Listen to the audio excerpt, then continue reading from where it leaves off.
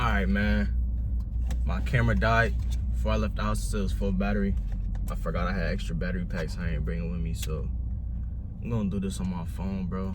Paid all this money for a phone anyways. See how it works. Anyways, my name is Matthew Nix, bro. Some of y'all know me as the Kid Matt. Some of y'all know me as Call Stretch. Some of y'all know me as whatever, bro. It don't really matter. I'm here to introduce myself, man. All I'm saying is, life be having these ups and downs, and you know, sometimes I'm up here and then sometimes I just drop down, bro, like off the screen, bro. And yeah, so I'm just gonna do a little story time today, kind of like let y'all get to know me, where I've been, what I've been through, where I'm headed, and yeah, that's that. So off rip, I just want to say I wouldn't be here today if it wasn't for God, man. You know, God is good. Without God, I go down the wrong path, and like these ups and downs I be telling you about, I'm always going up when I'm with God, and when I walk away, that's when I go down. So that's kind of where my story is based off, you feel me? My walk with God and how it makes me better as a person, as an individual, better boyfriend, future husband, future father, son, all of that, brother, friend, anything. It makes me better. And so that's what I want to talk about. So a few years ago, actually from the start, so I grew up in a church household. My dad's a pastor and my mom, she's a teacher. So I always knew the word, always had good character, always was a good person, loved God, never would want to walk away from God. And a lot of times in life I felt like I was always different from people. People didn't like me for me, you know, everybody always judging me because I love God. And so, you know, the devil, he planted little seeds, you know, throughout my whole life, planting seeds. Like, you know, you want to try and get out that border. Like my parents just taught me last Sunday in church, there's a circle. This is where you in when you with God. And the further you branch out and step out that ring each time, the more distorted it gets. And once you get all the way out here, you don't know where yourself is at. You lost yourself. You completely lost. You're vanished. Like, it's that waypoint. Let me see. I'll find it right here in my notebook. Let me see. I'm gonna do a little. It's called, my fault, y'all. Bear with me.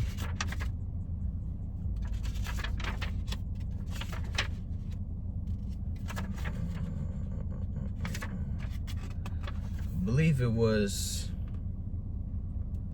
the sermon was called Spiritual Privilege. Now, the more words you get inside of you, the devil gets stronger and stronger. You know, temptations start popping up. Everything starts popping up the more you dig in your word and you get stronger with God. But at the same time, you always get stronger in yourself to be able to handle those situations. And you can't handle it on your own. You can only handle it with God and others around you. And at times, things can look bad, but they always end up turning good. That's what I know. That's what keeps me strong faith in life. Like, anytime I do go from here to here, I always know that things always go back up eventually, like, no matter what. So when I was talking about this outer shell, once you step out that one shell, the center is where you're good. You're good with God. When you step out that center, your mind starts to wander. Problems come knocking. As soon as you walk into church, you feel good, right? When you walk out of church, you feel good. And them problems start knocking after church, bro. Every little thing tries to knock what you just got, that good feeling that you just got from church. It tries to take it away from you. The devil tries hardest to stop you. When you walk with God, he tries best to stop you. And every time he does that, you just want to make sure you get back to that bullseye. Anytime you step out, catch yourself. I know times get hard. So my journey, I started here, and slowly I just kept going out further and further until I was in the wandering zone. When you out there, you're completely lost. Only person who can bring you back is God. Without God, you're just gonna keep staying out there, keep doing wrong, keep doing whatever. So when you're in that center, set yourself boundaries. Set yourself boundaries. Things that you know you lacking. Like, think of the strengths you have and the weaknesses you have, and you know, write them down or something. Just pray about it and try to work on those weaknesses, but at the same time, put some boundaries so you know not to cross that line, so you don't get out of your boundary. You feel me? So How I started was I was making music with my homeboys off like a $5 mic, like during high school, in my senior year or something like that, like 2019, 2018, something like that, something around that time. And you know, at first I was just making music, recording it for them, kind of like engineering it, producing it, whatever. Cause I used to love music. I grew up playing the cello, the saxophone, a little bit of piano, a little bit of drums, like household full of music. My mom could sing. She said I could sing. I really feel like I can't sometimes. But like even growing up, me and my brother used to make beats on band, or not band lab, garage band when we was younger, like just little corny beats. But I always loved music, and like music really, like when they say music is the devil's like thing, bro, it really is. Cause when you get further on in this, I'm gonna tell you, it's gonna get deep. Y'all gonna see what I mean. Just know the devil, like music is really the devil's strength, bro. And y'all gonna hear me about that. So I started dabbling with music with my homeboys, and like once I joked around, you know, I started rapping, you know, doing it for fun, just joking around, like it was a joke. And then I'm not gonna lie, like something triggered. I'm like, yo, I can kind of do this. Like even though I'm on a $5 mic, like I kind of seen like potential in myself with it. So fast forward, one Christmas I asked for a mic from my grandparents. They get me it. I'm using it for YouTube, gaming, streaming, because I used to stream, do gaming, streaming, all that content stuff, along with a business with my brother that he started a while ago. We started together, we branched off. I had the same business as him, but we were two separate things. So his kind of went up, mine's went up a little bit, and I let it go. But just keep that in the back of your head. We started a business when we was back in high school. So continue with the music.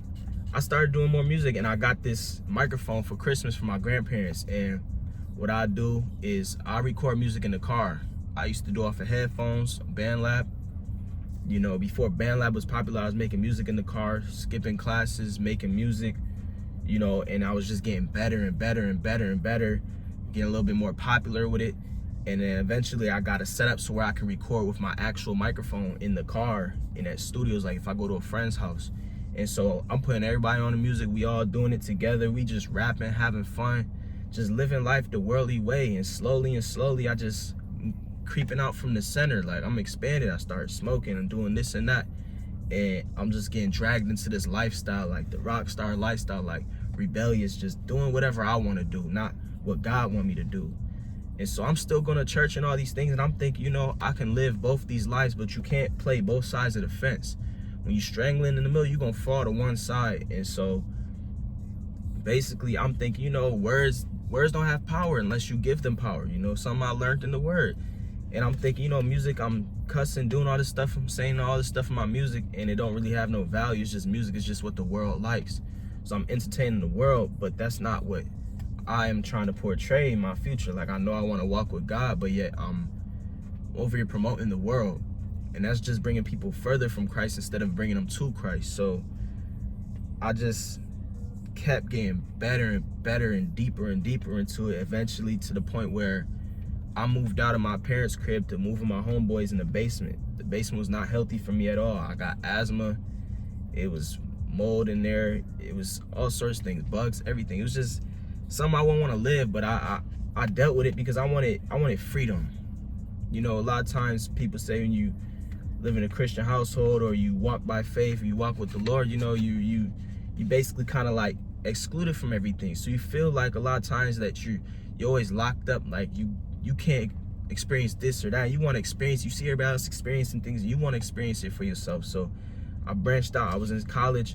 I dropped out after 3 years. I was doing engineering, business, and then media study. And media study was helping me with camera work, filming, producing, engineering, audio, all that stuff, everything that I liked. But it was some personal reasons I dropped out. It was just school just wasn't for me at that time. And so as I'm living this life, getting away from God, I start to get in this cycle. Think I'm doing better. Whole time, it's just the loop. I'm doing better. I'm going down. It's just, I'm stuck in a cycle. I'm stuck in a cycle. And I didn't know how to break this cycle until I gave my life to God. You feel me? And sometimes I still get stuck in this cycle. I'm not perfect. I really try to work on myself. but I know that I'm better than I was a few years ago. I was smoking. Smoking started as a small thing once a week. It turned to every day, multiple times a day. All I did was smoke, and I always just think like I'm productive while doing it. And yeah, you could be productive.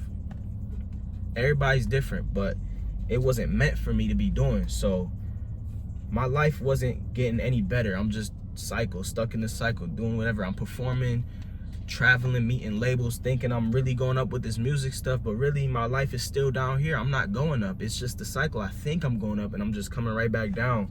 I got myself all this equipment, all this studio gear. I got a studio set up. You know, people coming to make music with me. I'm making music, just rapping about anything but God. I'll mention God, but I'm rapping about the world. Just, ooh, the world. Like, and if I play this music in front of the people I love, like, it makes me feel guilty and disappointed in myself that I'm disappointing them. And that's one thing I always hated growing up, is disappointing my family and the people I love. Like, just seeing them like, dang, really, son? Like, or really, Matt? Like, it hurts me, and it's like I always feel guilt from it, and I don't mean to do that. I try to keep my music like away from them, but eventually, you know, the internet's the internet, and things start going up, everybody see it. So I'm just letting everybody down that I love for what? At a price of what? For the world? And the world don't love you. The world push you away. It got to a point where I'm getting support from random people, but the people close to me, they can't support me, or they don't support me. And it's like,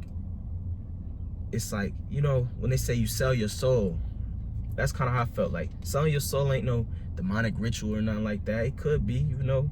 I feel like selling your soul is doing anything that you wouldn't want to do for yourself, really. Like, with this music stuff, it gets deep. So I'm thinking selling my soul could literally be doing what I was doing, rapping about the worldly stuff. That's selling my soul, because that's not who I am as a person. I know that's not what God intended me to be, rapping for the world, bringing people further from him than to him. So that was my version of selling my soul. I feel like I sold my soul. I sold it for a couple years. You know, I'm meeting with labels, doing this and that, traveling, doing shows. Not nothing crazy, I know, little stuff, but it felt good. The feeling felt good. Being on a stage, people cheering you on, like, it made me feel great in a worldly way. But mentally, it's killing you. The further you branch out from that center, the more depression comes, anxiety, all these feelings that you don't need, that do not help you, stress, all that stuff, worrying, all that stuff, man. It's not real. It's real, but to an extent. When you with God, you don't gotta worry. You don't gotta stress. You don't gotta have anxiety. You know, anxiety attacks, you know, sometimes you feel like you can't control it, but God takes care of you, bro. Depression, none of that stuff really affects you. When you really walking with God, he takes all that from you. And a lot of people don't understand that. Some people might not, you feel me, they look at it from an outer perspective. Until you've gotten to that point where you're really walking with God, you'll know what I mean when I say, like, none of that stuff is real. Like, it's real when you stuck in the world, or you leaning on both sides of the fence and all this stuff. When you truly walking with God, you will not feel depression, bro. You will not feel anxiety. You will not feel stress. You will not feel worrying. Worrying is a sin. That's a sin that most of us do. We worry, we stress, we do all this stuff. All that stuff is killing us. And it's how I like to think, like, people that aren't religious, you know, I don't think of it as religion. I think of it as a relationship with God. I don't do religion. That's following man's way of how you should do something. It's gotta be, everything's gotta be from the heart. You can have a routine. You can wake up, read your word, do whatever you want, and say that you're getting closer to God. And that stuff is great. But really, it's a raw relationship with God. There's no steps to it. It's simple. That was another message the following week. It's very simple. The world has changed it. They turned 10 commandments into thousands of rules. And look, so when you truly walk with God, I be getting off a time. I be getting off a story, whatever. This is how I am, y'all. This is raw. Y'all gonna get the true me. This is my channel, and I'm really finna just start doing whatever I want to do. Stop trying to please everybody else, and I'm gonna please myself and please God. So whatever I was at, you getting outside of that shell, depression comes, stress, anxiety, all that stuff. Money. Ooh, this really used to get me. I'd be so happy, right? And then my money gets low. Now I'm sad. I'm like the saddest person in the world. I don't know what to do. Like, I'm feeling depressed. I'm feeling all this stuff, you know, going through heartbreaks with all these girls. I went through all the stuff that really just tore me apart. The world ripped me in half, broke my heart into pieces, tore up my feelings, tore up my thoughts. I'm an overthinker, and all this stuff is just overwhelming me 24/7. Not even just the heartbreaks, but everything. Everything I went through, trust with people. It's just when you walking with the world, you can't control it. You're gonna go through all of that stuff. It's like you going through hell on earth, and that's how it's gonna be without God. I always learned you can't trust somebody in your flesh. You can't trust nobody in your flesh. You looking for a relationship with somebody, your future husband, your future wife, you gotta trust them. You gotta trust God. Like, I forgot how to word it, but you gotta trust God for them. Trust God for you, that God's gonna make sure you're good. You might not ever trust that person in your flesh, but give it to God. Trust God that you can trust them.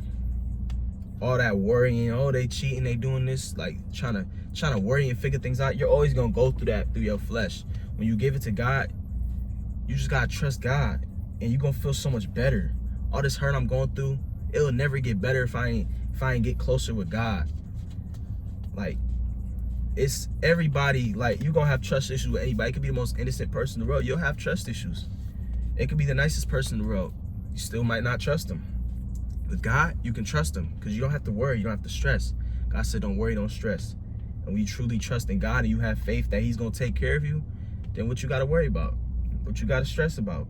Yeah, at times you're gonna be following these steps, following these ways, and then the devil plants these seeds in your head and you take a little step back. And that's all right. Every time you take a step back, take 2 steps forward. Drop down on your knees, pray, talk to God, read your word, study. Anytime you go backwards, you're gonna go back forward, bro. You're gonna go back forward. You could take 10 steps back. At some point, you're gonna go forward. Nobody's perfect. Only Jesus was perfect. None of us are perfect. Like, I'm not perfect at all. I try. There's things I struggle with still to this day. But back to the story. So I'm making music, and I'm always talking about this industry stuff. I talk about the industry stuff a lot, like people, how they sell their souls. They do weird, like, y'all know what I mean, how the industry get. And it's true. I believe it fully. I believe it's weird stuff that goes behind closed doors, all this stuff. I know there's harmonic tunes that the world uses to get people stuck in their music like crack. Like, you just want to listen to it. Listen to this violence. Listen to the money, sex, and drugs talk. And so, literally, I was making music of the world, and I'm getting bigger in the world's eyes. My pride's taking over. I'm feeling like a rock star. I'm living rebellious, and I'm branching out. So I'm gonna just keep the story short, kind of like. So this is where it all begins. Just basically, I'm making music for the world, and I'm doing good in that. You know, I'm getting jewelry. This is different. I got this after. I used to have jewelry and stuff. And that's, by the way, these real diamonds. These real diamonds.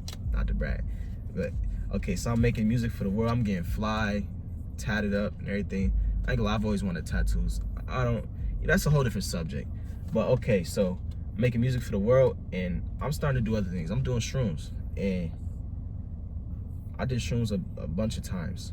But there was 3 trips in specific that like branched together as a story. Like, it was like one here, and then here's the finishing touch. At the end of this finishing touch, that's when I changed my life around. So some people, they might think that's not spiritual, that's just the shrooms opening your eyes, because people experience different things on shrooms. But I'm gonna tell you my story. So the first trip, I thought I died. This is not my first trip ever, but like, there's 3 trips I'm about to tell you that went together as like a story. So the first trip, I'm in the basement. I told you the basement makes me like claustrophobic. I got black tarp over me, and I didn't know until after I moved that there was mold all up there, because I just used like party table cloths. So, because basements are ugly, so I did that. So I pimped out the room. The room was looking clean. So we all downstairs taking the shrooms. We chilling, watching. I think we was watching Naruto or something, bro. Something crazy. Like, I don't even know what's going on, and I'm chilling. You know, we smoking, we chilling, and then there's a cave in my room. Like, there's a cave like in the corner of my room. Like, the house wasn't finished. It was like a cave, bro, a real life cave, like you playing Minecraft. And I'm just sitting in my bed, and I see that cave, and I lock in off the shrooms, and it just. Then I stand up. I start like having a seizure. I never knew what it was until after all this. I had a seizure. And a lot of people tell me you can't sleep off the shrooms, bro. First, this is what happened. First, I like dozed off, and I woke back up. Every time this happened, I dozed off and like woke back up. I stood up and I started seizing. I'm like, shaking, like, you feel me? And then I drop down, I throw up all over myself. And off the shrooms, this is getting crazy. Like, I'm experiencing all this off the shrooms. And all my peoples, they dipped out. One of them stayed behind. I'm not using no names because, you know, this is my video, whatever. I don't want to, you know, I don't know how everybody else feel about the storytelling. So one stayed back and he tried to help me out. Like, and I'm sitting there before they all left. I'm like, I love y'all boys. Like, I felt like I was dying. Like, slowly, like, I felt my soul, like, leaving my body. Like, I really feel like after I threw up, it really felt like I was slowly, like, withering away. Like, I'm actually dying. I don't know how to explain the feeling, bro. It felt like I died. And then when I was still making Music of the World, I dropped my last album ever. I said, this is my last album ever. It's called Feel Like I Died, or Die Before the Fame. That's what I labeled it, Die Before the Fame. And that was basically the peak. I was peaking at my music. I just was getting better, more sounds, new this and that. And I was peaking with the world's music. But then I was like, die before the fame, and that was it. I'm done with it. So I dropped it all. But I'm gonna get to that after. So I feel like I'm dying. Like, I'm like, my body, my soul leaving my body slowly. Visions, just everything's starting to get dark, and then boom. And I wake up. I was like, I love y'all boys. Like, you know, I felt like I was peacefully dying. And this is what the thing was. I told you I was in a room. It was like a cave. So I'm telling you about, we was always talking about like selling your soul and stuff and how the music industry is. So the room felt like it was coming apart like a movie set. Like everything in life was an act. Like, because of my choices and what I did walking down this path, now it was like God was opening up these doors. Like, this was all like part of the scheme. Like, congratulations, you sold your soul. Now everybody's laughing at me. It's like the lizard people that shapeshift and stuff. So that's how I'm thinking. Like, they taking apart my room, and it was like an act the whole time. Like, none of this was real. I was living in this house and it's fake. Like, this was set up. Like, this was me selling my soul. Like, this is where it all ends. Like, you just died basically. I just died and I sold my soul. Like, it was like the end credits. Like, they taking apart the scene. I'm seeing it all right before I die. And I'm like, wow. Like, so I'm tripping. I'm not gonna get into too many details because it sounds crazy. So I'm start tripping. It's all about trust. Each trip was about trust and who I could trust. Before I even trip, I'm like, I need my parents. I can't trust y'all. So everybody was left after I threw up. I wake back up. My man's like, you gotta get in the shower. And I'm like, I stood up and looked at him. I'm like, are you gay? Like, I was tripping off the shrooms, and like spiritually, my dad told me you could be like spiritually raped. Like, the devil like strip you of everything, and that's how it felt. So I'm like, I didn't know what this feeling was at the time. I'm off the shrooms, so I just turned my home. I'm like, you gay? Like, no offense to nobody, bro. This is just the story how it went. Like, I'm off the shrooms, I'm tripping. I'm like, something just feels off. I just woke back up. So I'm like, he's like, we gotta get you upstairs. You gotta wash off. I'm like, I don't trust nobody. The room's feeling like they pulling apart. I'm thinking it's alien lizards coming after me. Like, I sold my soul and I figured out the Matrix or whatever, and they coming after me, and I can't trust nobody. But I always said I could trust my parents. So, long story short, it take me a minute to get upstairs into the bathroom because I'm having trust issues. I'm thinking there's people after me. Like, I'm tripping out, panicking. And I get in the bathroom, keep my shorts on. I got a screwdriver in my pocket because I'm like, yo, they coming to kill me. Like I know too much, so they coming to kill me. It sounds crazy too. Like, so I'm in the bathroom, the mirror, I look in the mirror, and then cycle. I'm seeing the cycle. The cycle that I'm talking about, I felt it off my trip. So I felt like I died, felt like I sold my soul, felt like I was in the cycle. Take a shower with a screwdriver in my pocket, pants on, clean up. After that, you know, whatever. After that, that's the first trip. So basically what I got from the first trip was, if I continue to live this life, this is the path I'm gonna end up on. I'm gonna either die young, I'm gonna sell my soul, I'm gonna be in with people that I'm not supposed to be around. Like, you see all the Diddy stuff behind closed doors. They talking about this Diddy stuff, like industry work. You know how the industry get, yeah, some weird stuff. So I'm thinking like, all these is the things I'm gonna come across if I continue to do what I'm doing. It's just all stuff that I don't believe in. I can't trust nobody. I'm gonna cycle. I can't get the cycle. I can't break the cycle. So all that stuff was the first trip. The second trip, I'm not gonna lie right now, I'm having a brain fart. I don't remember, bro. So we gonna skip that. But basically, in that second trip, I said to my homeboys while I was tripping, like, I need to go home. I need my parents. I need my parents. Those are the only people I could trust. Everybody's telling me, like, Matt, you're off the shrooms, you can't go home. They looking out like homeboys, you feel me? Like, blah, blah, blah. Yeah, Matt, you're off the shrooms, you can't go tell your parents you're off shrooms. So we're going to just skip to the third trip because I forgot the second, I'm not going to lie. But they all connected. So the third trip was the same thing. I'm just chilling this time. I'm just chilling. I know, like, when it's going to trigger. Like, we watching a movie, a kid's movie on Netflix. And then I fall asleep. They say you can't fall asleep. I'm like, bro, I fell asleep. I woke back up. Maybe I was just resting my eyes and I woke back up. It was a demonic scene in the kids show. So I'm like, bro, I'll wake up to this. And it's not even scary now, but like, it just triggered. I was like, y'all boys, it's finna happen. I'm finna go outside and catch some fresh air. Like, nobody come around me because I can't trust nobody. Like, when this trip happens, it's like I can't trust nobody. Something's telling me I can't trust y'all. So I go outside, I'm chilling. Then, mind you, one of my homeboys had left prior to this. He left to go with somebody. And he was pulling back up. He was in the car. So I go to the outside, I see him in the car, blah, blah, blah. And then my sister come outside. She sit next to me, making sure I'm good. And I'm just tripping. And then next you know, a car pull up behind my homeboy where he was sitting across the street. I'm getting pretty. I'm like, yo, it's the ops. And I don't got no ops. So I'm tweaking out. I said to my sister, like, bro, she don't remember this part, but I promise you, we both looked at each other and said something to each other in our heads, bro. We wasn't, like, I didn't speak it. And I said something, like, telepathically to her head, and she said something back. I'm like, it's danger. Like, so I'm like, okay. I run to my homeboy car, I get in, I'm like, sis, come on. Like, you gonna get killed if you don't hurry up. She didn't hurry up. If this was a real life situation, she would have died if the ops was chasing us because she taking too long. She ain't listening. So this is one thing too. In all these 3 of these trips, my mind was always on point. Yeah, I'm tripping, but I know what I'm doing and I'm knowing how to protect myself. So like, I'm getting out, getting in the car, I'm like, we got to dip. So we go to 7-Eleven. Next, you know, I'm not trusting the people that I'm in the car with. They look back at me and said something. I'm like, in my head, I didn't say nothing because this is the thing. You can't say too much because if you don't trust the people, why would you tell them your plan or stuff? So get to 7-Eleven. I'm like, I gotta get out this car. So I'm like, I told my sister, I said, come in with me. Cause I'm ready to dip on them. I'm like, come in the store with me.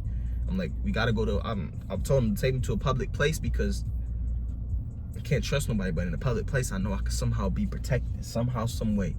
Like, it's not 1-on-1 or 2-on-2, like, you feel me? So I go in there, I get the worker's coat, and I just sit on the floor. There's a cop in there. I'm like, oh my God. So I hand my sister my phone. I said, here's the passcode. Dial this number if I get locked up. I'm just tripping, so I was never gonna get locked up, so whatever, blah, blah, blah. I get out the store, we go back in the car, go back to the crib. I'm like, yo, I gotta take the V. Like, they're like, no, like, we gotta watch you, bro. You be trying to dip off. So, I sneak outside, I get in the V. I drive around the corner to McDonald's, a big public parking space, so I can't get pulled over. Nobody can question me, no nothing. I'm just in a public parking place, like in the middle of the night. And yes, they be like, don't drive on the shrooms, bro. Whatever I was going through, I need to do this. This was meant to happen, and I did it. And it changed my life. Like, I left. I was like, I need my parents. So I went to the parking lot. I just broke down crying. I called my brother. I'm like, I'm gonna do. Like, I just broke down to him, and then he's like, you need a break? Come visit me, man. I'm like, okay. And I told him I was off the shrooms. I told him, and I was like, you know, I'm gonna go home. Like, I'm sitting there talking to my brother, and then a lightning strike struck down. I seen a lightning strike right in front of my face, and it's like, it was a clear day, no rain, no clouds, no nothing. Middle of the night, just boom. So I'm like, all this stuff is like, everything I was seeing and going through was like signs and visions. Like, each trip was like a sign. Like, you can't trust nobody of the world. Like, I keep saying I can only trust my parents. My parents are like, they're people of God. So like, that's why I could trust them. So I go home. Off the shrooms, I go home. And I tell them, I knock on the door crying. I'm like, I'm coming home. I'm home. And then I open up. I tell my parents about every situation. I said, I feel like I've been raped. I feel like this and that. Like, I told them everything. I was like, I'm off the shrooms, yeah. And I told them my sister too. She don't like me for that. But I'm like, bruh, like, this is deeper. Because it's like, not only am I trying to change my life, I'm trying to change the people around me's life. So I told her, I snitched on her, yeah. But it wasn't even a bad reason. Nobody was mad at her. they was actually glad I told them all this. So I told them everything about me.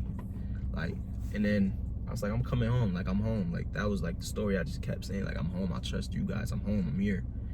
And so they thought I was moving back. And I didn't move back. This is my first mistake. So I went back over there after everything, you know, breezed over. And I was like, you know what? I'm done with all that. I'm not doing this stuff no more. And so I made a couple songs about it, but it was still like worldly music. But it was like what I went through. And then out of nowhere, it changed. Like, I'm just like, you know what? Make clean music. So I stopped cussing in my music, and I told the story about that, about all this stuff that I've been through. And talking with my homeboy, I'm like, I don't know, bro. I'm not trying to go into too much detail with all this stuff, but like, just know I had these 3 shroom trips that aligned, and I feel like it was a message from God. Like, get your life together. Like, stop this nonsense, because this is where you're gonna end up. Not trusting nobody, feeling like you raped, doing things you don't like. I don't know, bro. Everything I was talking about, like, I'm gonna just go through all that stuff if I don't change my ways around, if I get stuck in the music industry on this side instead of God's side. So I started making music, and I was making songs about what I went through, and it was good.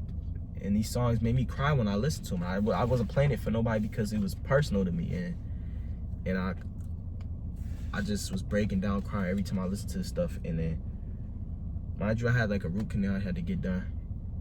So, got a tooth yanked. Now, this is where God is great. I'm already planning to visit my brother, so I got my tooth yanked. I can't smoke. I'm fiending out for the vape. I'm fiending in the basement. I'm alone, because when you're around people that do stuff that you trying to stop, it makes it worse. So I wasn't even trying to stop. I'm just tripping out because I can't smoke, because I just got my teeth done and all that. So I'm going to visit my brother in South Carolina. I packed everything, bro. And it wasn't like I was going to move there. I'm just going to visit, but I packed everything. And I think it's because last time when I was there, my stuff got a little bit moldy. So I was like, I'm gonna just pack everything. So I bring everything, cars fully loaded. And I go down there. On the way there, I keep trying to hit the vape, and it's blowing me, because it's like, bro, my tooth, they're gone, and I can't smoke. So I throw the vape out the window. I'm like, you know what? I'm quitting vaping. Cold turkey. I just throw it on a road trip. 10-hour drive left. 10 hours left on my drive. And then I get there. I got some Za I brought with me. And I was waiting for my tooth to heal. So I could go smoke some Za. So fast forward, I'm there. I'm situated. I'm just visiting. And I'm like, as soon as my tooth is healed, I'm like, I'm gonna go smoke a blunt in the back. So I go. I call my sister. I'm like, hey, hitting the blunt. And then I broke down crying. Just randomly, I just broke down crying. I'm like, I don't want to smoke no more. Like, I'm done. Like, I'm done. And I went in the house. I put it out. I went in the house. I called my mom. I'm like, Mom, I'm done. Like, this was the first time I really felt God touch me. And it's like, I'm not saying I'm chasing that feeling again. Like, I want that feeling again. Like, I know I'm not perfect. I'm trying my best. But, like, I feel like God actually, like touched me. Like, I broke down, cried, I felt joy, I felt peace, I felt like all the things I was saying you're not supposed to worry about, you know, when you're living with God. Like, that was my first time I felt like he actually touched me. And so, like, I was like, Mom, I'm not worried about money no more. I was like, you don't have to worry no more. I'm good for the rest of my life. I'm not worried about money. I'm not worried about finances. I'm not worried about girls breaking my heart, this and that. Like, I'm just good, man. I'm just happy. Like, I caught it. I'm just like happy. I'm like, thank you, Jesus. Like, I'm good. Like, I'm done smoking all that stuff. I'm just done. And so next, you know, I ended up just living with my brother for like a year and a half. I went back to visit a couple times, and it's like, Aaron, like, you seem like you're in a better place. Like, I quit smoking, quit all that stuff cold turkey. And it's like, that's how I know it was God, because a lot of people, they struggle to quit with stuff. And like, I quit so easily. And I just felt great. Like, I'm sleeping better, more productive. Everything that they say that you could do while doing that stuff, I'm not trying to make you pick sides and stuff, but I'm just saying, bro, I feel like 1,000% better, 1,000,000% better when I quit. Everything I'm just great, bro. Like, I'm feeling great. Well, let me just put this music back on in the background. I don't want it to be quiet, like completely quiet. So now I'm making clean music. Like, it's not necessarily like Christian rap or anything, but I was just telling people, like, I'm Christian, I love God, and I'm making music. Some of the music I'm rapping about just positive things, like no longer cussing, doing all this stuff in the music. I'm just making clean music. And I didn't even drop all this music, but what I did is a year later, I quit smoking October 31st. I think it was 2023. So October 31st, 2024, the album I told you, those songs I told you I made about my situation, I dropped a year later after quitting smoking. I'm like, okay, a year sober, let me drop what I've been through.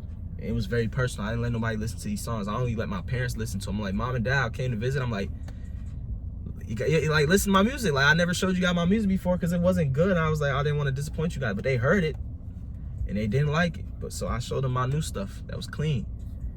And I was crying. I wasn't trying to let nobody know I was crying, but like, it makes me tear up. Like it was really touching my heart. So I showed them my music. They loved it. They's like, see what you could do for God. And I'm like, it feels great because, like, I don't gotta hide nothing no more. Like, I don't got nothing to hide. I quit smoking. I'm not cussing in my music. Like, it's E for everybody, E for everyone. So I'm feeling better. And I continue this journey of making clean music, getting close to God. I'm going to church down in South Carolina. I'm going to church groups. They got book club and another group. And then I visit Buffalo. I visit for a while. Like, every time I go back to Buffalo, I visit for a couple months because, like, it's still my home. Like, I miss both places. I miss my friends. Like, South Carolina, I was lonely. Only person I was with was God, my brother, and his fiance. And I loved it down there because my brother's like my best friend. Like, we do everything together. We start hobbies together and we go all in. Like, we're not too old to do things. And I really love my brother, man. Like, I love all my brothers. I love my sisters. I love my family. Like, I love them. Like, nothing can ever change. I'll do anything for them. And so I'm working with my brother. We reunited, bro. So he got the business going. I'm working with him. I'm making great money. And this is where I'm talking about I go ups, the ups and downs, the ups and downs. So I'm getting closer to God and I'm really going up. On a bad week, I'm making like $1,000. I'm like, this is a bad week, $1,000. But mind you, I never kept the job long enough to really understand how life works. So I get humbled at times. Bad week was $1,000. I'm blowing through money. I'm saving money. I'm blowing through money. Ordering DoorDash, eating good. I went from 150, smoking and not eating much, living in the basement, 150, skinny, scrawny, to 193. I got rolls. I'm still 190 right now. I lost weight, but I gained weight, but I'm toning up. So I can't fit none of my clothes, can't do nothing. It's like a whole new life where I'm big. Cause it's so hot out there. I'm not used to this lifestyle. It's hot, so I'm staying in the house playing the game under the AC. I'm streaming. Streaming was going. I love streaming. I streamed when I was young, and somebody took that dream away from me, and then it came back to me. I streamed 6 years later, and I'm doing good with it. I'm averaging a good amount of viewers for being a nobody, and that's even another latest story. So I'm streaming, making money on the side with that, doing the business, I'm doing good for myself. But at the same time, like, I want something for myself. And so I'm spending money, saving money, doing crypto, making good money with crypto. It's a bunch of, everything's going well. And most important thing was I was getting closer to God. I didn't have friends out there. I had nobody to, like, knock me off a track. And that's where God tests me, because y'all can do all this stuff alone, but how will I act once I'm back around the environment where I was failing? So yeah, in between times when I visited Buffalo one time, I found myself take a little step back. Like, I noticed as soon as I entered Buffalo, I changed. Like, I just felt like my whole countenance, my spirit changed. Like, just flipped the switch. Like, Buffalo just felt dark. I went into Buffalo and I just flipped the switch as a person.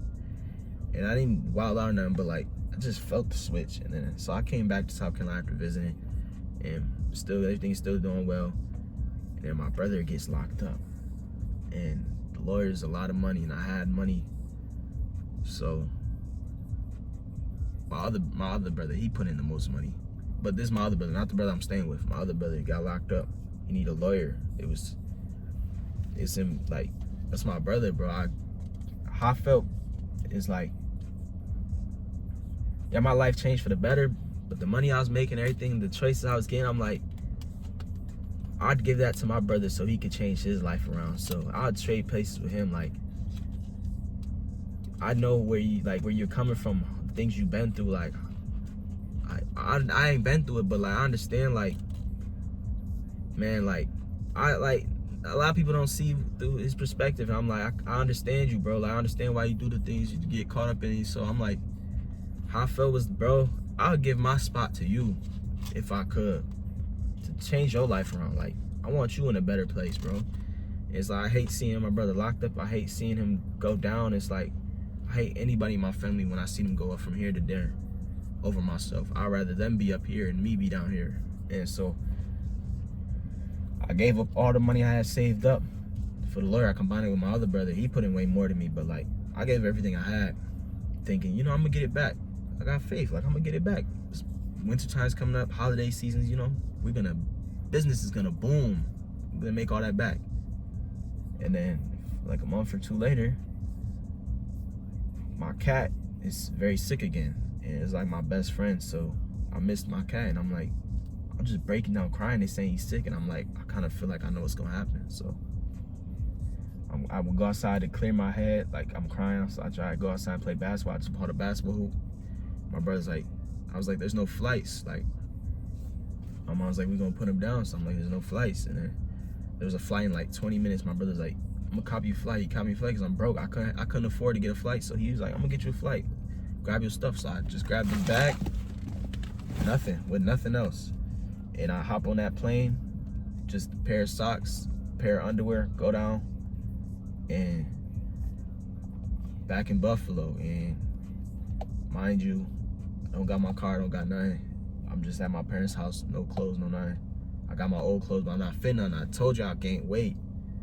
And I spent the last couple of days with my cat. I was only supposed to be here for like 3 days, and I was supposed to be gone. So I spent 2 days with my cat, and then we had to put him down.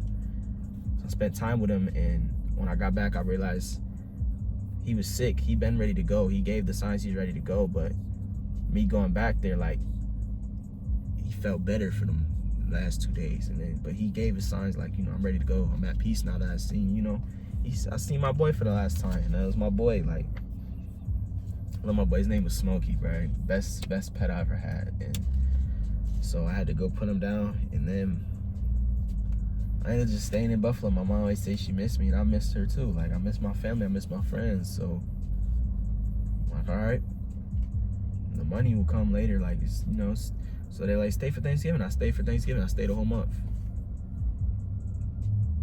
JJ was like, my brother, he was like, the business slowed down. So I'm like, well, I want to help him. So like, I'm in a pickle. Like, I gotta get back and make this money. Gotta help him out. My family, he was like, well, the business is slow anyway. Like, you stay home. But I'm like, I know it's gonna pick up. Like, I know it's gonna be good. So okay, I'll stay for Christmas. Long story short, I stayed till like March. And in between this time, the business sold out. I ain't make no money because I didn't work. But regardless, personal issues, I wasn't gonna get paid anyway. So like, but just know everything just changed. You know, bro, I said it was up here, ups and downs. So like, it was up here and then it went down financially. Just lost my cat, lost all my money. I'm back in Buffalo with nothing, no job. Like, I'm just staying here for a couple of months. I'm getting taken care of by my parents. I'm door dashing, making as much money as I can. And I meet this girl, and I'm like, I'm dubbing her at first. I'm like, I don't really want nothing. Like, and well, actually, I met this other girl before her. She's a Christian girl, so I'm like, you know, it's cool. We just taking it slow. Like, I don't want to rush nothing no more. I just want to do it God's way. So if it's meant to be, it's meant to be. And you know, we went to the movies, we went out to eat, and then this other girl hit me up, and I'm just like, I'm dubbing her. I'm like, she's like, I'm a woman of God. You know, I just changed my life around. I posted my testimony. She swiped up my testimony. I'm like, nah, bro. She just kept pressing it. And then me and this other girl, she's coming to church, but we just decided to stay friends. I said, like, let's just be friends. Like, see how it goes. If it's meant to be, it's meant to be. So this other girl, she's sending voice memos off her, but I don't know you. So like, that pissed me off. I'm like, bro, like, I don't want to listen to this. I'm like, I don't know. I was dubbing her, and she was trying to see me, and I'm like, nah. And then out of nowhere, like, long story short, I ended up meeting her. We together to this day. Got a baby on the way. Probably gonna take this out the video because I want to make a separate video for that. So I told the other guy, I'm like, because she was coming to church, I'm like, hey, like, you know, I met this other person. Like, I'm not trying to be like no player, nothing, but like, I met this girl. I don't know, but something about it's like, I don't know, bro. I feel like it was from God. And so I tell her, and then she got upset with me because, like, you know, but like, I told her, I was like, we gonna be friends. Like, let's just be friends and take it slow. But I understand where she's coming from. Like, I understand, you know, someone you like, you might be friends, and it kind of hurts. So like, I wasn't trying to be a bad person though. Like, I was really changing my life where I'm trying to be a good person. I don't need no roster, no none of that. So I'm like, I was honest with her. I'm like, okay, next week, you know, she's gonna be coming to church, and y'all gonna meet. And I don't want it to be awkward, so I'm giving her a heads up. And she got upset about that, and I understand it. And she ain't come back to our church since, and I respect it, you know. But she was mad first, and then she apologized. She's like, you know what? I hope it works out for you, you know. Like, basically, when I was talking to that girl like before I came back to Buffalo. So like, we was helping each other out. Like, did you read? Did you pray? Like, we was friends, but like, you know how it is. Like, so whatever. It goes by. I meet her. She stopped coming. And then this girl's from Canada. She walked across the border. She took the buses to get to the border, would walk across, because I didn't know I could cross. And then later on, I figured I could cross. So I meet this girl, we together, blah, blah, blah. We together to this day, baby on the way. And I'm just stuck in Buffalo. That's not the reason I stayed in Buffalo. I'm like, I'm not staying for a girl. Like, yeah, I like her. I feel like it was meant to be, but like, I gotta get back to South Carolina. I gotta get back there. But I was like, you know, I'm moving back to Buffalo. I was like, I'm getting closer to God even here, and I'm feeling good being back at my church, my dad's church. So I decided to go to South Carolina. I told her she can come down at one point to meet my brother. I'm just gonna get the car fixed and bring it back. I don't have any money, so I'm going. Crypto was holding me down, and DoorDash was holding me down. I get to South Carolina, not getting paid. I'm just doing crypto and collecting cards and selling cards. So get the money to fix the car, bring it back to Buffalo. My girl came to visit. She met my brother and stuff. We enjoyed the life in South Carolina. It was great. I'd love to live there. I also love Buffalo. Wherever God has in store for me, that's where I plan to go. So I come back to Buffalo, and basically that's where I'm at right now. Fast forward a few months, I'm back at Buffalo. Parents found out I have a kid on the way. They're working with me. I'm using the car to DoorDash. I'm trying to look for a job on Indeed. Can't find a job. I ain't gonna lie, I'm broke as a joke right now. I'm broke. Like, life humbles me. I go up and down, and it goes up and down, but I'm always up when I'm with God. Like, money don't mean a thing. Like, I gotta get back on track with that. Like, I fell off track a couple times. Like, I'm starting to feel worrying, stressing, all this stuff because my money gets low and all this. Devil trying to plant seeds and get trust issues with my girl. And it's like, I trust her because I trust God. And I know this is always it's gonna work. Like, so lately the devil's been planting seeds, you know, he's trying to drag me back. I'm not gonna go back. Like, I made this video for a reason. It's opening my eyes to continue what I'm doing. Like, this video is even like, bruh, I don't know, bruh. I'm broke right now. I want my music to still continue to, like, I'm not looking for no future with music. Like, if it's meant to be, it's meant to be. So I'm making Christian music now. Like, I never even dropped the clean music. Like, I got it in the vault. I do want to drop it. I want to show people like how good I am. I also want to drop the Christian stuff. And so I also just got a notification. They might take all my music down anyways. My mom said, you know, you should have been took down your music. But I wanted people to see where I came from and where I'm at. But at the same time, I don't even want them to see that because, like, it's nasty. So I'm trying to better my life still, taking steps back, steps forward. But I'm trying, and there's things I struggle with, but I'm still trying to be a better man, better father, better boyfriend, better husband, better son, better friend. And I'm trying, bro. I take notes. I never used to write stuff. I'm taking notes in church, making Christian music, and I always said I wanted to continue. Like, I don't want to work for nobody for the rest of my life. Like, I want to be an owner, a business owner. I want to start back up my business, and right now I'm struggling with money, so like, it's hard to do these things, but I got faith that everything's gonna work out. Like, I know God's got something planned for me. I don't know what it is, but I know he's got something planned for me. So right now I just want to continue to work on my content. I keep saying it, but I don't be doing it. It's like I be trying, but I feel like I don't have the resources when I do have some resources. But like, I also don't like, I woke up today, I'm like, bro, I'm gonna go make a video. Like I said I want to blow up my YouTube, but like I can't just feel like things gonna be handed out to me. I gotta work for it. I don't like handouts, so I gotta deserve it. I can't just say it's gonna happen. It's gonna happen. Like I trust God, but I gotta put in the work, and I put in work in so many different areas that I'm not sufficient in one area. Like YouTube, I do TikTok, I do Instagram, I do content, I do music, I do trading card content, I do a bunch of different content. I have different pages, but I want to just be one page now. Like I want to have these other pages, but I want one page where I could just do what I want to do. You know, if people support me, to support me. I want to put God first.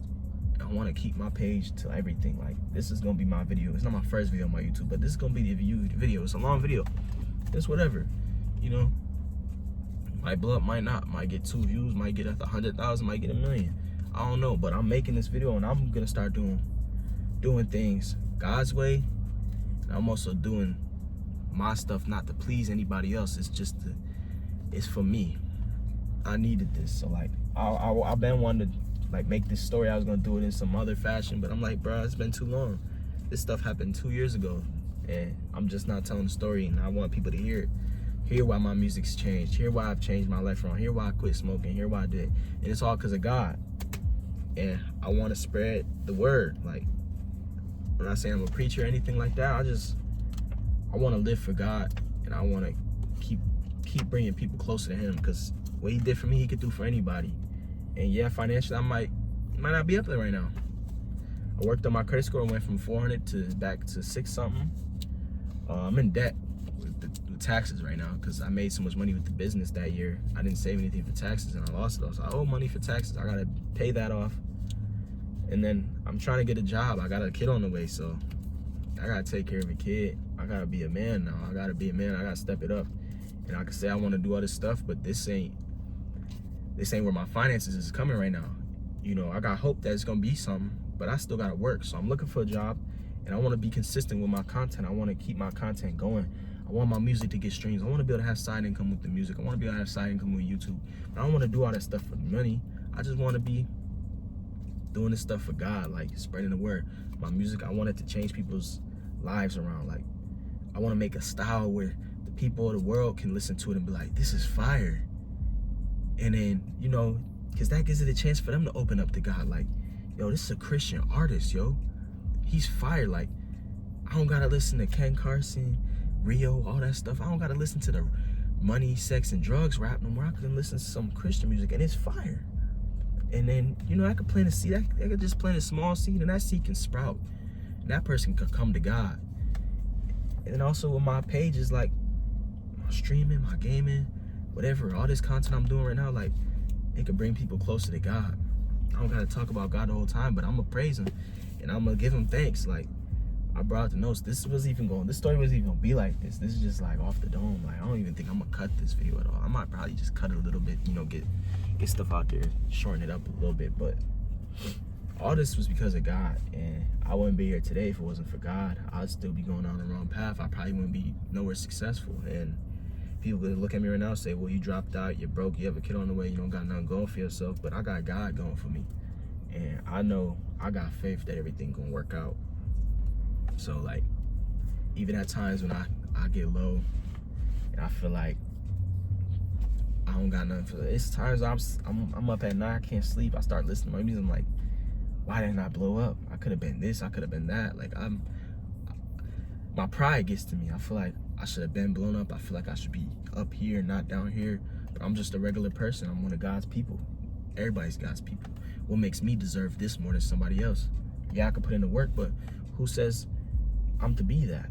Maybe it's not what I'm meant to be. Like, sometimes I feel like, you know, I could be good in this for God, but maybe God doesn't want that for me because maybe it will change who I am. Like, I gotta make sure I'm solid.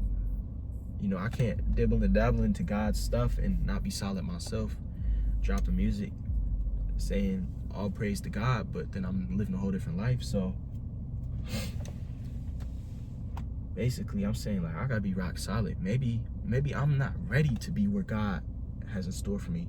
I told you I'm not perfect. I'm still working on myself. So like, I know that when I'm ready, I'll be at where I'm supposed to be. So when y'all see me up, whether it's social media or whatever, but spiritually up, it's because I'm bettering myself with God. Like this right here, this ain't getting nowhere without God. Like I could drop this video, it could blow up in the world sense way, whatever, but it won't last long. Nothing lasts long without God. Athletes, they give thanks to God, because without God, God could take that away. And people say like, well, why didn't this happen? Why didn't this happen? Why didn't God do this? Why didn't God do that? God knows what he's doing. Everybody's story is different. People lose people. People lose things. Life isn't perfect. Life isn't fair. But everybody goes through different struggles. Nobody struggles the same. And you can't put levels to things. You can't say, well, I struggle like this and you struggle like this. No. It's an even playing field. And we need God. We need God to get up here. We need God to get from here to up here to up here. Like, we gotta stop thinking we're better than other people, because we're all people. We're all God's people. My pride gets in the way sometimes. I'm like, my music is better than theirs, or I'm more of an athlete than this person, or I'm more spiritual than this person. No, we can't judge people. We can't put people down. We gotta lift people up. Nobody's better than the next person. Like, everybody has talents through God. Like, anybody can go make music. I'm gonna be honest. Anybody can make music. I know with music, you gotta have money. You gotta have, connections. But how I feel is like, I can blow up. I can do this. I can do that. Yeah, because I can with God. Without God, I gotta do it the world's way. And the world way don't last. You see what happened to people in the labels. They come from up here and they drop down here. And you can literally see it in the music industry when people walk away and they start speaking the truth, how things come knocking at them. The devil don't like you going against him. He gonna try and come back at you. And you see it a lot in the music industry. The music is the devil's thing. Like, people don't realize that. Me doing music, it opened up my eyes. Like I told you, I was walking with God till I'm walking away from God, and I didn't even realize it. And now I'm walking back with God. I put that to the side. Like, I stopped music for a while. I'm like, if I'm gonna do it, I'm gonna do it right. I'm purchasing beats now. I'm doing things the right way, and it's not rushed. I'm not just dropping music all the time like I was before. I'm dropping albums. I'm a nobody. I was dropping albums. Didn't pay for no beats, and now I'm doing it right. I'm paying for beats. I'm doing everything legit. I'm doing things God's way. I'm not trying to be of the world no more. I'm trying to be living for God, and I struggle at times. I take steps back. I take steps forward, and I pray that I become a better man of God, and that you do too. Better woman, better man, better son, better wife, better daughter, better husband, better everything for God. I want the best for everybody. I always had a great heart, and when I went through all this heartbreak and trust issues and everything, I try to harden up my heart. My mom said, don't ever harden up your heart, and I did. And when I harden up my heart, that's when you see me start going up and down. And I want the best for everybody. People that did me wrong, I want the best for them. I don't beef with people. I don't have drama. Like, that's the thing about me. I don't have problems with nobody. Like, you could do me wrong and I still love you. Like, it's people that did me wrong, they crossed me. I try to look out for them. They did me wrong and I still love them. I still wish the best for them. Because God gave me a good heart, and I got to use it the way he wants me to. And I don't know what I'm destined to be yet. Like, I don't know what God got in store for me, but I know it's going to be great. It might not be what I want, but hey, if God wants me to do something, I'm going to do it. So right now, I just got to get back closer with God. Like, I got to continue my faith, and while I'm doing that, I'm looking for a job, continue to DoorDashing, try to bring in some finances while I can, try and get content out, Maybe this is what I'm supposed to do, maybe it's not, but I'm trying, and I know I'm gonna be successful. Like, I'm gonna be a great father, and I'm trying to lock in, y'all. Devil been fighting me lately, and I get thoughts that I'm nothing. I don't got nothing for myself. I'm always helping other people out, but I don't got nothing for myself. And maybe that's what I'm meant to be. Maybe I'm meant to help people, and I'll be good because I'm helping people. But like, I put everybody else before me at times, and then sometimes I get in a selfish mode. Like, bro, I deserve more, and that's where my heart needs to work. Like, I know why I'm not where I'm supposed to be, because my heart needs work. I might be the most loving person, but it's still things I gotta work on. It's still things that in the back, they still need work on, like my anger. I used to never have anger, but I got anger now. Sometimes I get angry at things. Like, I let things work me up and more than they should. My pride gets in the way. It's really pride. Pride gets in the way a lot. And I struggle with that at times, and I'm trying to be better. Trying to be a better boyfriend / husband. Like, when the devil plants seeds, I tend to fall back, and I know I'm not supposed to fall back. I'm supposed to stay strong, get in my word, read my word, pray.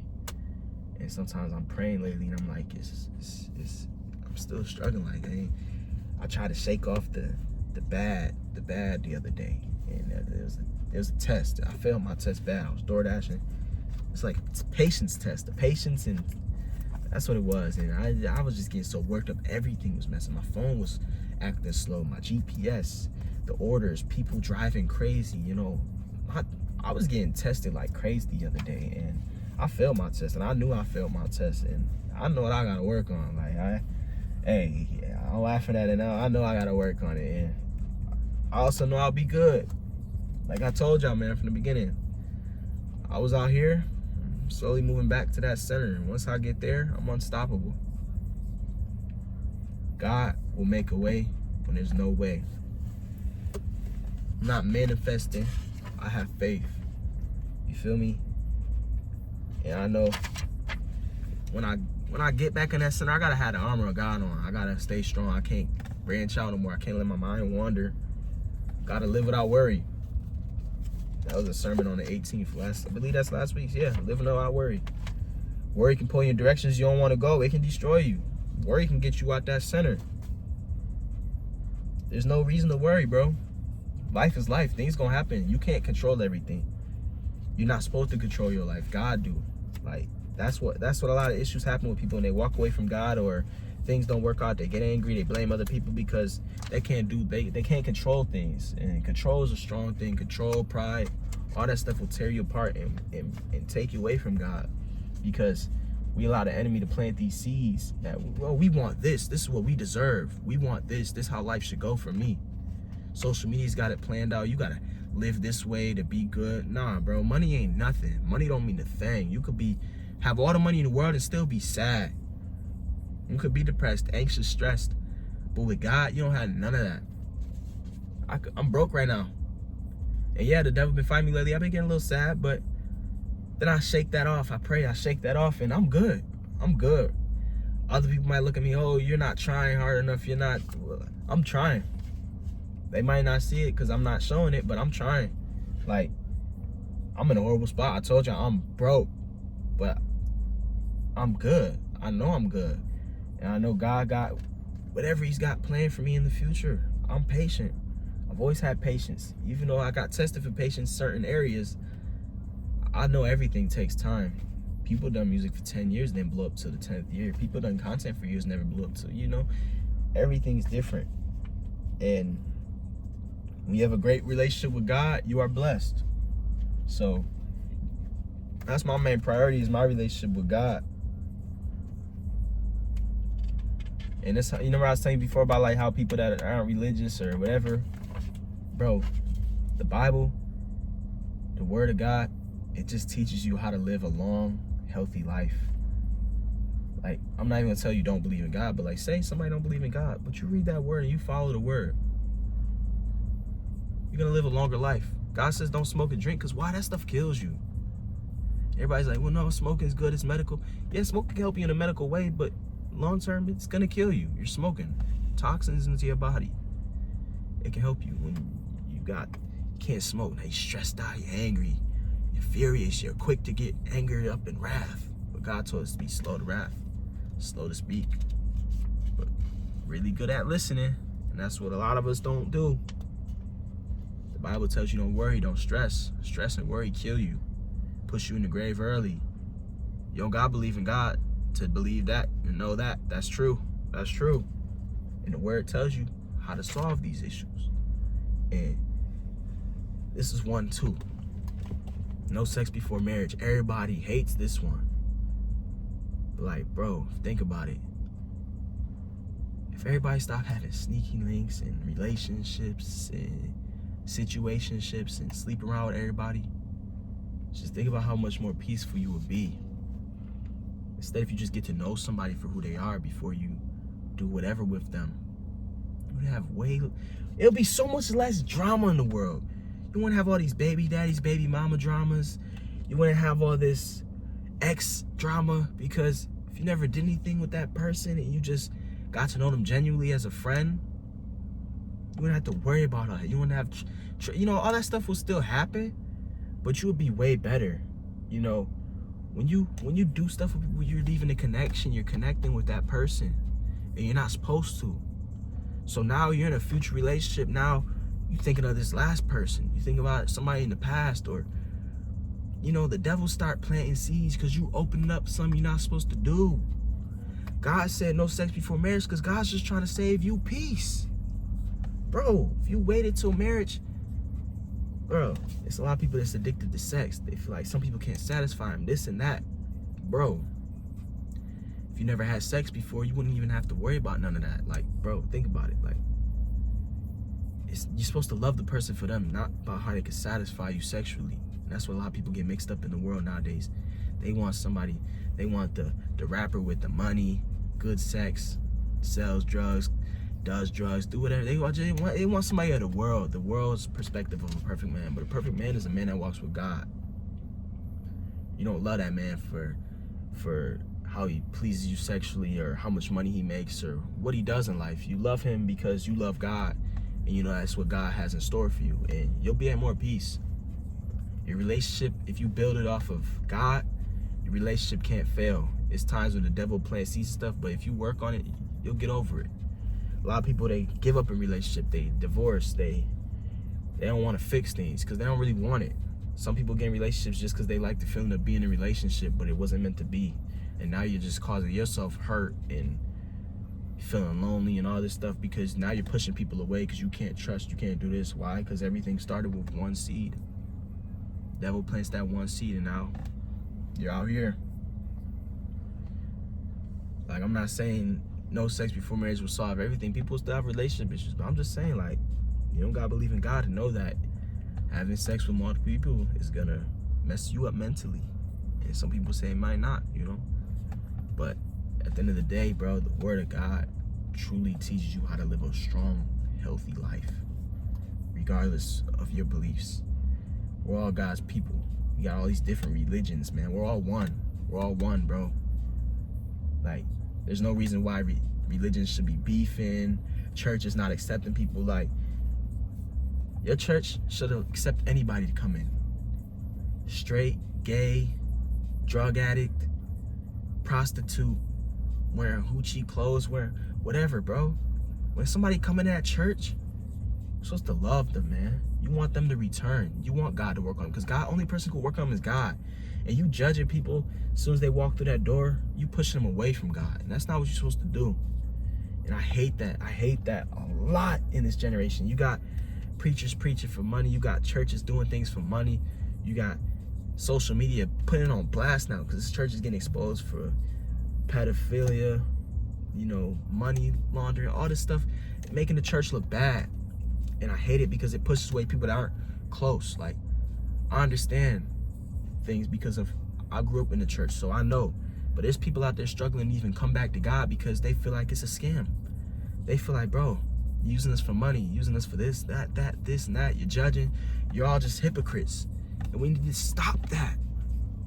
Bro, God loves everyone. Who cares if they're gay? Who cares if they're a drug addict? Who cares about any of that, bro? God loves everybody, and we're not supposed to judge. We're supposed to have love for everybody. Because God don't hate the person, he hates the sin. So why are you hating on that person because of their sinful nature? We all sin. Nobody's perfect. I'm not perfect. I sin. We all sin. We're not supposed to practice sin. Everybody's going to sin. We're going to make mistakes, things we might not know of. But you're not supposed to practice sin when you know it's a sin. And you're not supposed to judge other people. Everybody else is on their own path, bro. You might be here, they might be here. You can't judge somebody because you're not perfect either. Nobody's perfect. You can see a Christian rapper, people judging them like, why are you rapping about this? That's not God's music. Leave them be. Let God work on them. You can look at somebody in church and say, well, outside of church, they doing this and that. Pray for them.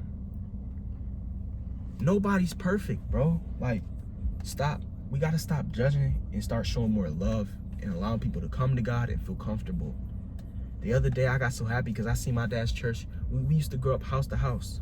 Now we got a building. That's why we're still in Buffalo. We were going to all move to South Carolina. They got a building in Buffalo, and it's beautiful. It's in the neighborhood where I grew up. And when we were cleaning out the church, we found pictures of all the kids that used to go there that I grew up with. And it's like, my goal is to get everybody that used to go there as kids back in there. I want to get everybody back in the church. I wanted my friends to all get to know God. Like, I want us to all love God, live for God together, man. Like, that'll be great. Like, I'm seeing my dad's church grow now, and it brings joy to my heart. Like, it makes me happy, bro. The other day, I seen somebody come to church you would never expect. Like, if social media seen it, they'd be judging that person. Like, what do they got on? What are they doing? Like, they're wilding. They got a vape in church. What are they doing? But you know what my church did? Instead of judging the person, be like, stop what you're doing. Change your clothes, do this and that. They showed them love, bro. That person ended up going from just sitting back there the whole time with the vape in hand, just how they dressed, to after church, everybody was introducing themselves, making her feel welcomed. And my mom said, I believe she'll be coming back. And I do too, because she started opening up. They prayed for my dad. Was like, I'm not trying to put you on blast or nothing, but let me just pray for you. My dad's gonna pray for my dad. That's one thing about my dad. He don't hide the truth from nobody. He not gonna tell you lies so you can feel better about yourself, because the word gonna hurt sometimes. It's gonna prick us, man. Where we need work on, it's gonna prick us, and we gonna get angry. But bro, everything is to better ourselves. Nobody's perfect. So my dad's like, let me pray for you. Like, it could have went sideways. It could have been a good thing or a bad thing. You know, she could have been like, why you put me on blast? Like, I'm never coming back here again, blah, blah, blah. We prayed for her. She started crying, and she talking to my mom after. Just know God is great, man. God can work on anybody. Anybody you think, the people we judge, the reason they don't come back to God is because we're the ones pushing them away. You show them love, man. Them people will come. God will work on people. He'll do what he needs to do in his own time. We can't, like, snap a finger, oh, you need to change your life around, become this and that. Nah, bro. God works on his own time, bro. We don't control nothing.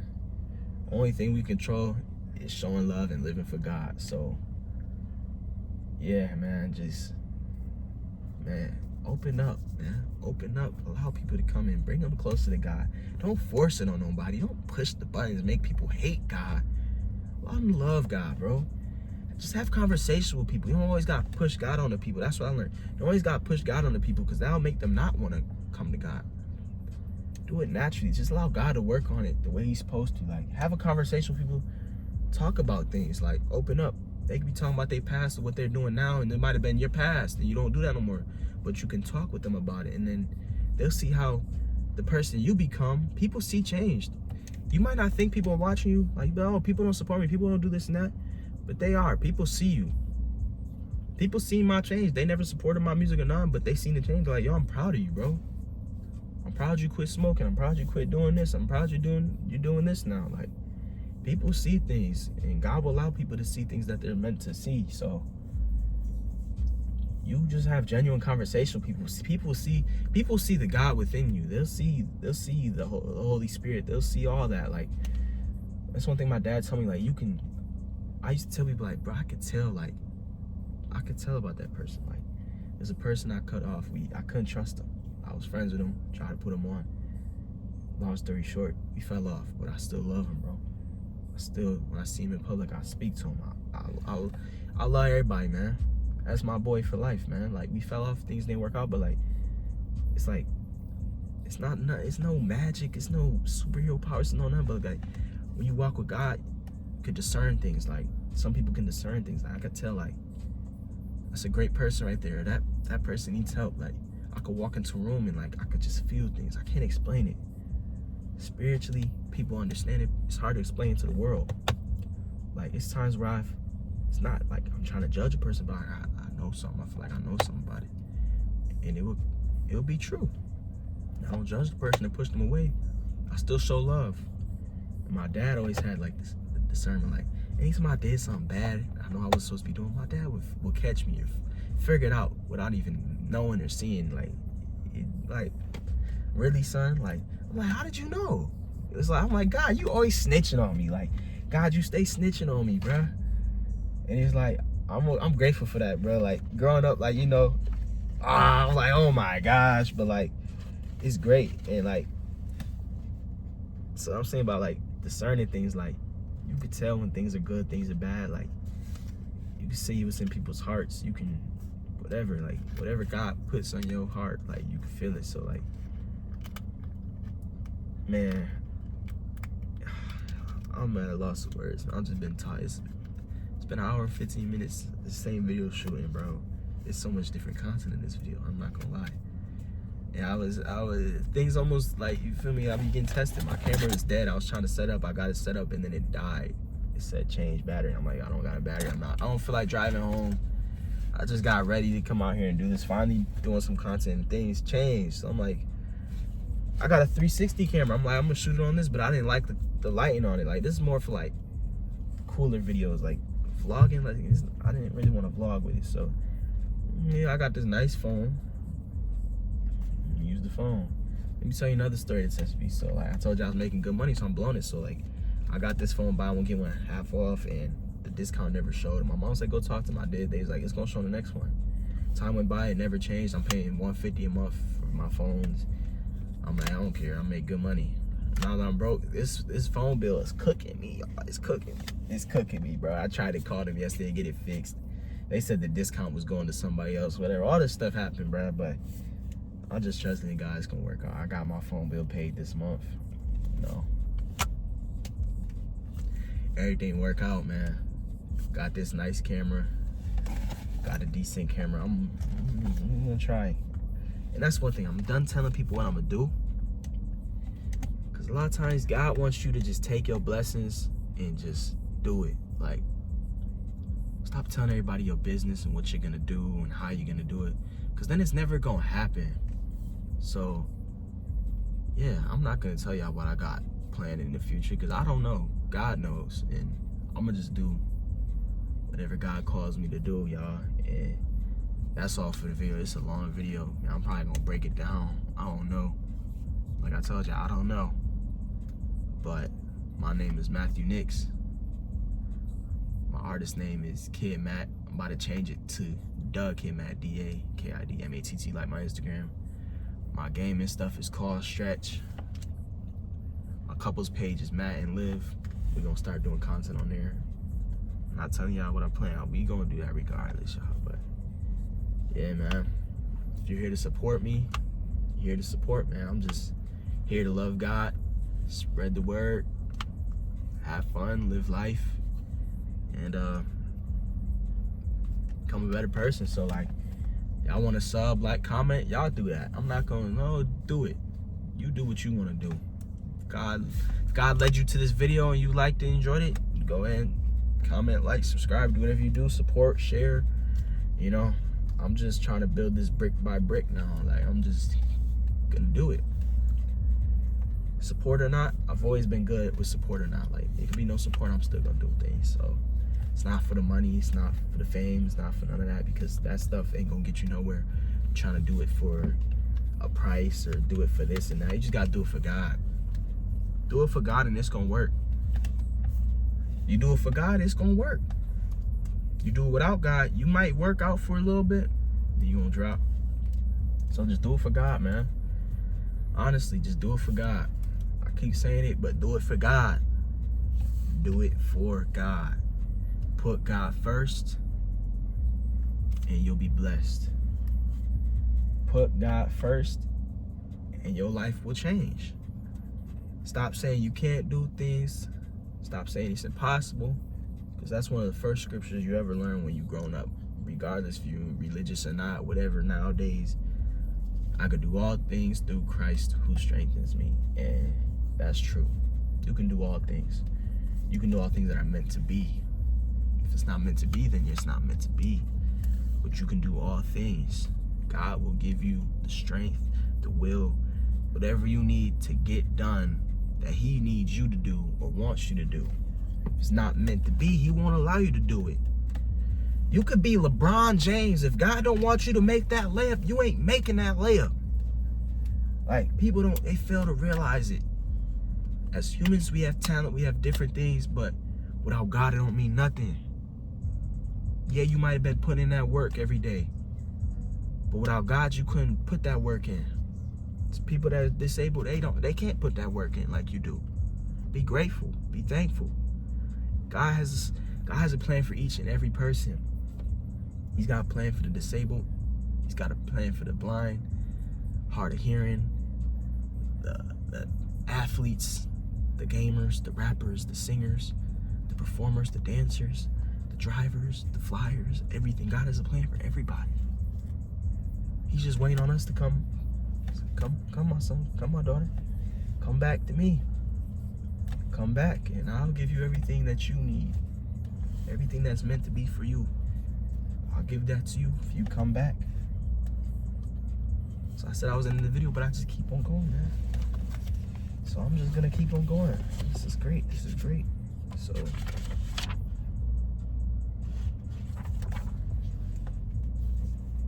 guys, we have spiritual authority.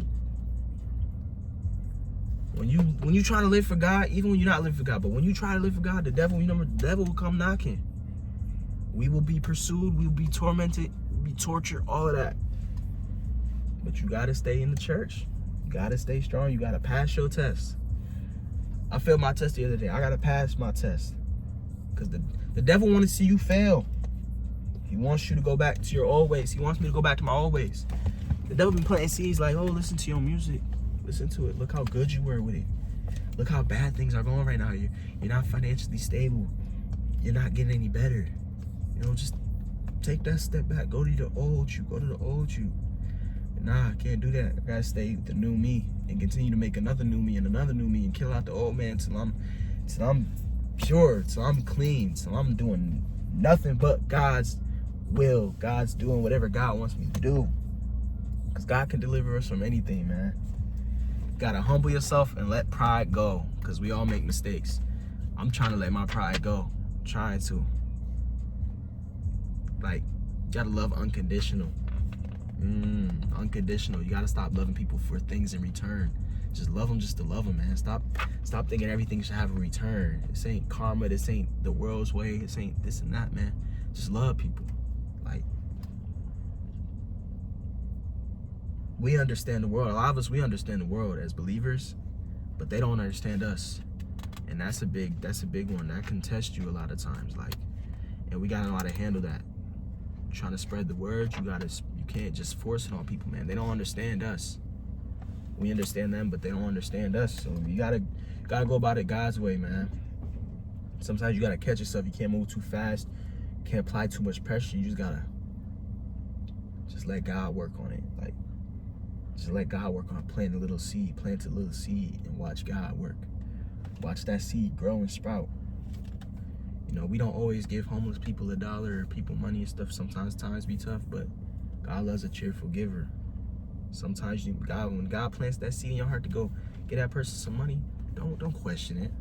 Just do it, bro. That's planting the seed. Church, when we all hate giving, give your money. Don't give because people tell you to give. Give from the heart. So I love about my dad's church. It teaches us, man, give from your heart. Because if you ain't giving from your heart, you're giving because people tell you tithes and offerings, we got to raise this much money. Nah, man. You give what you can give. You give what God puts in your heart. Because God will. Don't give because you think God's going to give you something in return. Because God will give you something in return. But that's not what you're supposed to give. You're supposed to give from your heart. Give because you know it's the right thing to do. When God tells you to do it, He'll bless you. You might not have your money for bills. God tells you to give something. You be like, well, God, why? I'm broke. I need that for next week. Just do it. God will make a way. God might pay your bill. God might relieve one of your debts. God might give you $1,000 in return. God might give you something that you didn't know or didn't expect. It might not be finances. It might be something else. Sicknesses, illnesses, all that stuff, man. God works. Iron sharpens iron. As believers, we gotta sharpen each other, man. Iron sharpens iron. We can't do this alone. We can't. Oh, we can live for God away from the church because the churches are corrupt. So let's not go to church no more. That's fine. There could be a corrupt church. Go change that church. You be the one that's not corrupt. You gotta go to church to fellowship with the people, man. If that church is lost and you're not going in there to help the people that's in there and fellowship with them, how's the church gonna get better? Nothing's perfect. There's always something corrupt somewhere. That's why it's our job to fellowship with other believers. You gotta help each other out. We can't do this alone. When the devil attacks you, sometimes you might not have the strength. Sometimes you might not have the strength to ask God to help you. The pride might get in the way, some might get in the way. But another believer can come help you. They can come pray for you. They can give you that motivation. Hop back on track. Don't allow the train to go off the rail, but allow them to help give you that little push so you can continue to steer straight. Feel me? Because God gives us the power to overcome adversity, so you can do it. Sometimes you need to push from somebody else. Like, another thing, that's one thing I did struggle with. When God tells us to give up something, it's for a reason. A lot of times we lose things and we feel like, God, why did you take this away? Like, I'm mad at you. I was doing so good. Why would you do that? But it's for a reason. God don't make us give up things for no reason. I didn't give up the worldly music, secular music for no reason. I gave it up for benefit. Maybe I'm not meant to continue with music. Maybe it's not my calling. But I know He made me give it up for a reason. And you'll gain more. You'll gain more, for a fact. The world hates us. We still love them. When the world is hating on us or hating you, show love. Don't stoop down to their level. We see the thing, what would Jesus do? Think about that. Stop stooping down. I was struggling with my test the other day, driving. She cut me off. I'm angry. I went and cut her back off. It felt good. Then later it's like, it's not worth it. I'm supposed to be a man of God. And that's why the church gets judged. Because look, why am I saying I gotta be a better person and I don't be a better person? So that lady was to come to church and I was just acting a fool in public. Oh, I see what this church is, a bunch of hypocrites. Why? Because we're always being judged. We're not supposed to judge, but other people will judge us. So if you out there saying you're a believer and you acting a fool, and then say that person comes to church, or say they see your content online, you're saying you're a believer and this and that, but then you're doing this outside. Now they got that picture portrayed that, oh, he's putting on a show. And it might not have been a show. You might have made a mistake. Everybody makes mistakes. But that's what we mean. We got to stay strong, man. Got to stay strong, because the flesh and spirit, they go against each other. The flesh and spirit are like ops. They're ops. You got one side banging this, one side banging that, and then boom, they're ops. Your flesh don't want to see your spirit win, but the spirit do want to see your flesh win. But not really. Flesh ain't good. Flesh wants the worldly ways. The only way it's winning is if when you're in the spirit. So scratch that. The spirit wants you to win. The spirit wants you to stay in spirit, not in the flesh. You don't want to be in the flesh. And as a believer, sometimes we not excited enough for God, man. God is the most important thing in our life, the best thing in our life, and we don't get excited for Him. We don't wake up and sometimes we don't wake up joyful to go pray and read His word. We don't get no joy for that. We wake up like, oh, I gotta pray, I gotta do this, I gotta that. Nah, man, be joyful. Because when you're not joyful, then you're not doing it from the heart. You're doing it just to do it, and that's not good. That's you trying to put in the effort, but not spiritually, just flesh-wise. Like, oh, I'm gonna go read my word, but I don't really want to read my word. It's not a bad thing to do, but man, lock in, twin. Lock in. Read your word. Be joyful about it. Make sure you pray, read, praise by yourself, not just at church. Do these things on your own. Man, stop paying attention to everyone else and look at yourself. Stop judging everybody else. Stop saying And stop worrying about everybody else, man. Worry about yourself. Look in that mirror. What do you need to work on spiritually? Last week you was at the club. Next day you was at church. You're looking at that person like, oh, they was out here smoking and doing this. You judging them, but you was there with them. You might not be doing what they doing, but man, look at yourself. Stop judging everybody else. Look in the mirror and see what you need to work on. You need to work on yourself before you can tell somebody else to work on themselves.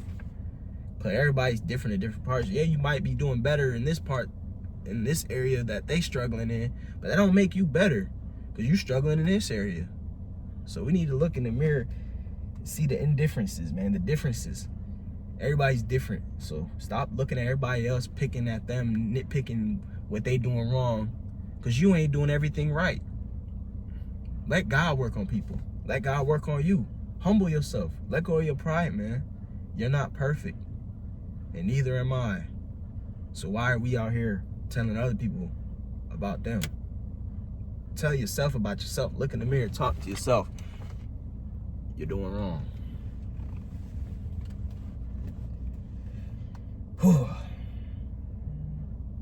Like, our flesh is an addiction. You know that, right? We're addicted to our flesh, the cravings that our flesh wants. And we have to be able to see that. Your flesh craves the drugs, the money, the sex. It craves things. The fleshly desires. Oh, it feels good. It's so good. And you feel that little bit of regret after you did it.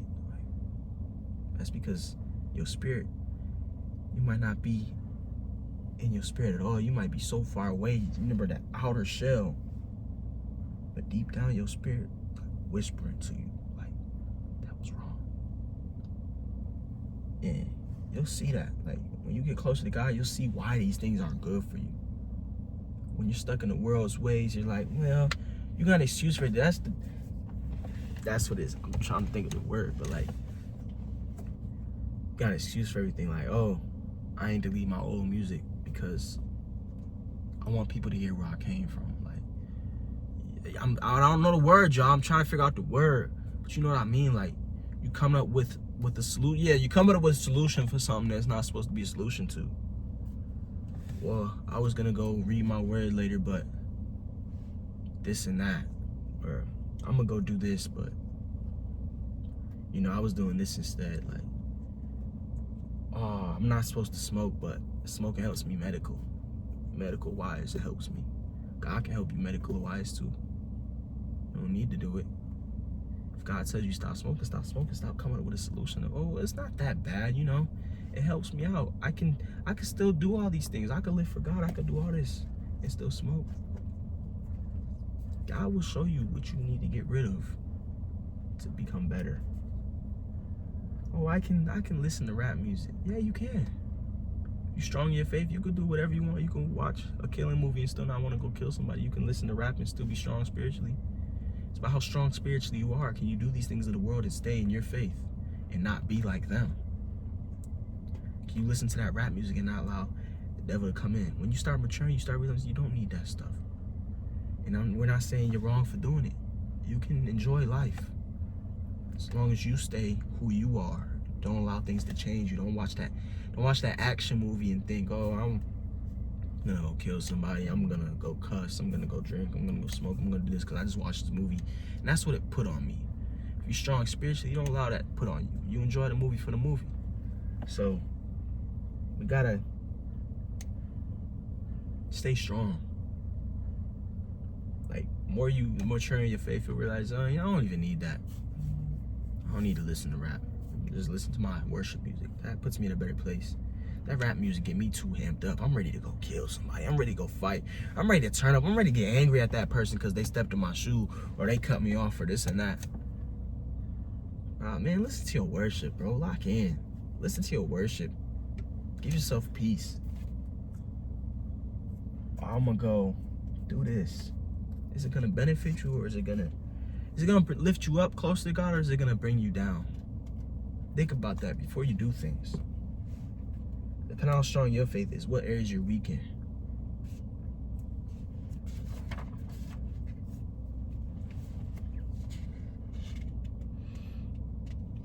on this journey, a lot of you come from places of hardened hearts. You're trying to change your life around for God.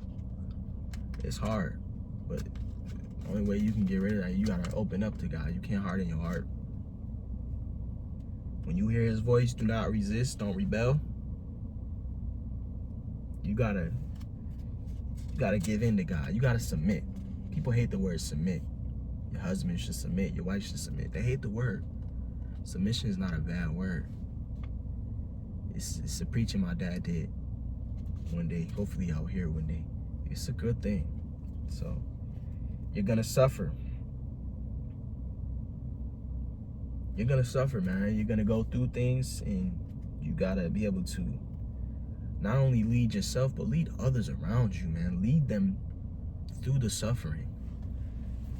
You might be stronger. You might be able to get through it, and they might not.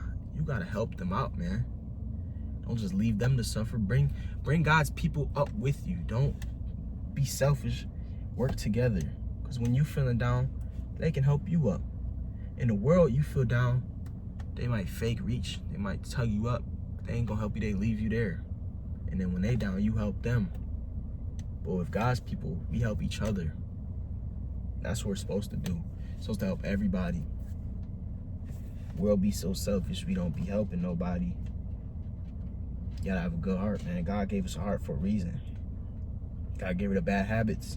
Gotta humble ourselves under God. You can't just keep your pride, man. You gotta humble yourself. God humbled me so many times. That's why I go up and down. I might go up, and I might lose it, because, man, humble yourself, bro. What are you doing? You're not better than this person. You don't deserve this. God gave you this. Be grateful. Be thankful. Give praise. Praise is due. Stop thinking you did it, because God did it. You start saying you did it. Oh, I did this, I did that. Nah, man. Thank you, Jesus. Oh, this check just came in the mail. Thank you, Jesus. DoorDash just gave me this good order. Thank you, Jesus.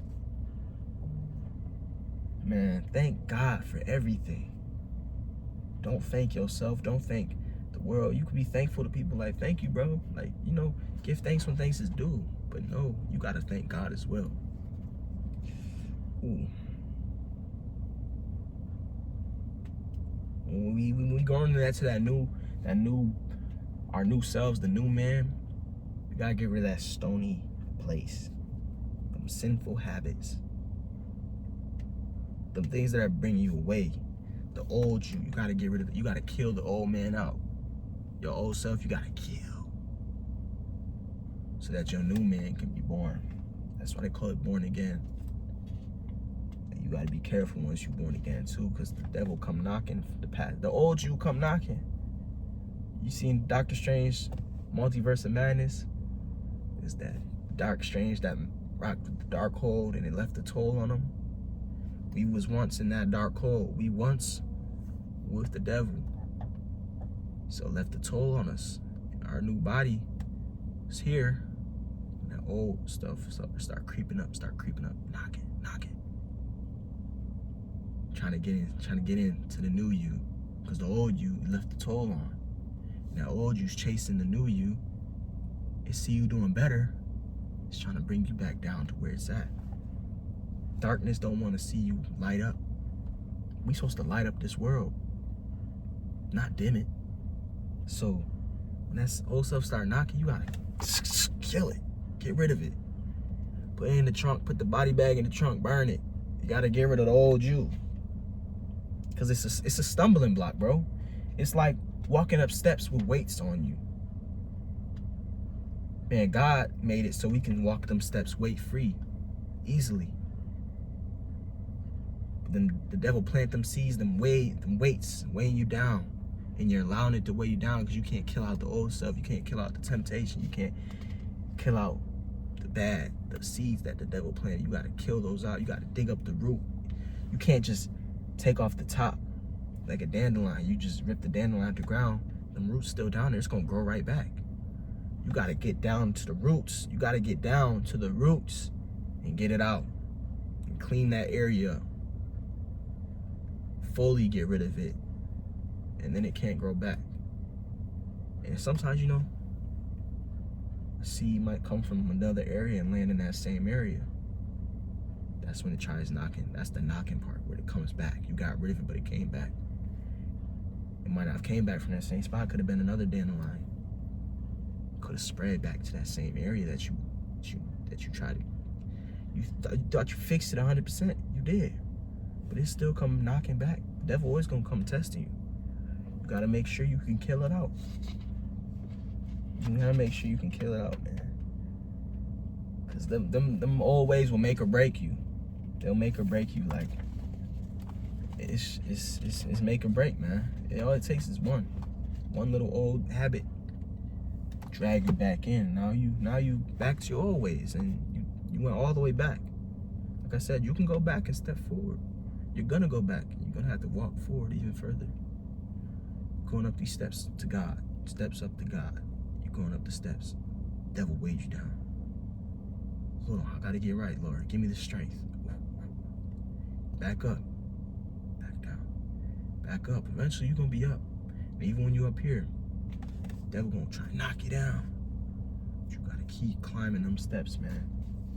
Keep climbing them steps. This is like the relationship part, man. This one was at the church in South Carolina. It's called It Takes Two to Tango. It was part 3. I wasn't there for the other parts. Man, communicate. Relationship-wise, with your lover, relationship with God, friends, family, anything, man. You gotta grow in communication. Communication is a bloodline to marriage. Marriage and relationships. Without good communication, relationships clash, fall apart. When you about to clash, that communication stops you. Let's just talk about it. Okay, you were wrong, or I was wrong. You were right, I was right. Just communicate. Don't always try to be right. Don't always try to think they're right, you're right, they're wrong, you're wrong. Just communicate. Work on things. Don't use fighting words, bro. You're wrong for doing this, you're wrong for that. Don't do that. Just communicate. You gotta grow with your communication, man. We are our own enemies in relationships. People let their pride get to them. Oh, he talked to me like that, he ain't apologized. Bro, let it go. Forgive and move on. Let God work on them. Because if you have that mentality, you're never gonna be friends with nobody. You're never gonna have close relationships, because nobody's perfect. Some days they might not feel they need to apologize. They might not feel like they're wrong. And you might think they're a bad person. Okay, but let God work on them. They might not be meant to be with you, you know, relationship-wise. But, bro, stop. I hate that. I see so many relationships end because of something so petty, something so small. And it might not have been small at the time. It might have been a small little seed, and it grew. They let it grow too far. But it all starts with communication and love, man. You're not supposed to change. You're not supposed to change nobody. You can't change nobody in life. You can't change them. Only God can. You're supposed to, like, just communicate, man. People will change on their own. They'll change with God. You can't try to change somebody. You're in a relationship with somebody, you don't like what they're doing, you can communicate with them. But you can't change them. You can communicate. And when you're communicating, you gotta let go of your feelings. You can't reflect things. And you need to listen. And apologize when necessary, man.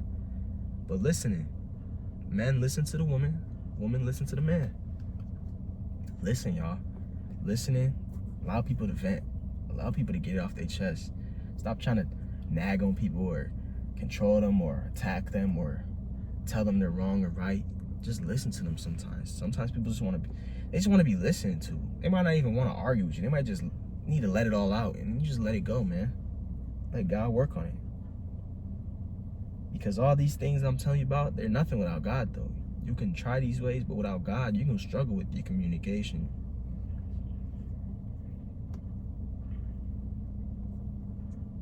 That's like, it takes two to tango. It does. It does. Simple faith. We made faith complicated in today's generation. There's different churches, different places, different dress codes, different everything, and we're rejecting people because they ain't following this standard that men created. God had 10 commandments, man. Follow the 10 commandments. Follow God's word. It says it in the Bible. Why are we changing things up? We're telling Sally she can't come to church because she dressed like this. Her shorts too short. Or we telling bro he can't come to church. He came in smelling like Zah. Oh, these couple came in flirting and kissing. Man, stop judging people. Stop pushing them away from the church, man. It's a hospital room. We all come here to get well. There's different sicknesses, different illnesses. We're coming here to get well. We're all one. We come together to better ourselves in our relationships with Christ. It's a hospital room. Nobody's perfect. You're not perfect, so why you acting like they can't come to church as well? How else they gonna change their life? How are they gonna get better if you're not allowing them to come to the hospital? We can't complicate faith. We can't make it complicated, because when you complicate things, you don't want to do things. Think about it in life, bro. Say there's two paths, two locations you're trying to get to. There's a straight path and there's a crooked path. You want to take the straight path, right? That's what we do in the world. We make things complicated. We're making that straight path crooked. Now people, this is the way to get closer to God, but we as people are making it seem like it's like this. And now new people, they don't want to take that route. They don't want to do that. So they giving up on God. But God didn't give up on them. At times when you give people that complicated route, or church tells you got to do it this way, or whatever, God, when it's time, God will open up the path for them. They'll get on that route to go straight. It might not start straight. It might be that way. They might give up. At the end of the day, that route to God is straight. God had them 10 commandments. Everything he said is there. There's no changing it up to help us out. Like, your feelings got hurt because the pastor said this on Sunday. Yeah?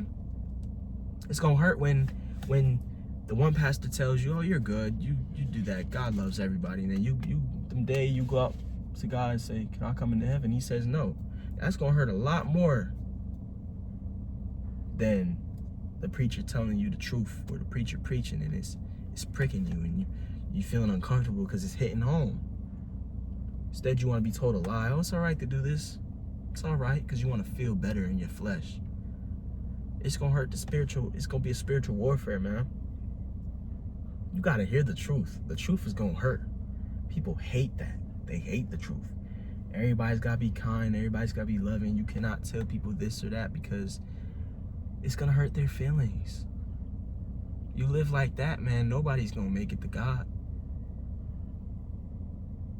A lot of things, like unhealthy eating habits. They don't want you to tell them, oh, you're getting big, or eating unhealthy, you're gonna die young. They want you to tell them, oh, we love you for you. Yes, love the person, but you gotta tell the truth. If it's to help somebody, you gotta tell the truth. You cannot lie to people to make them feel better in their flesh.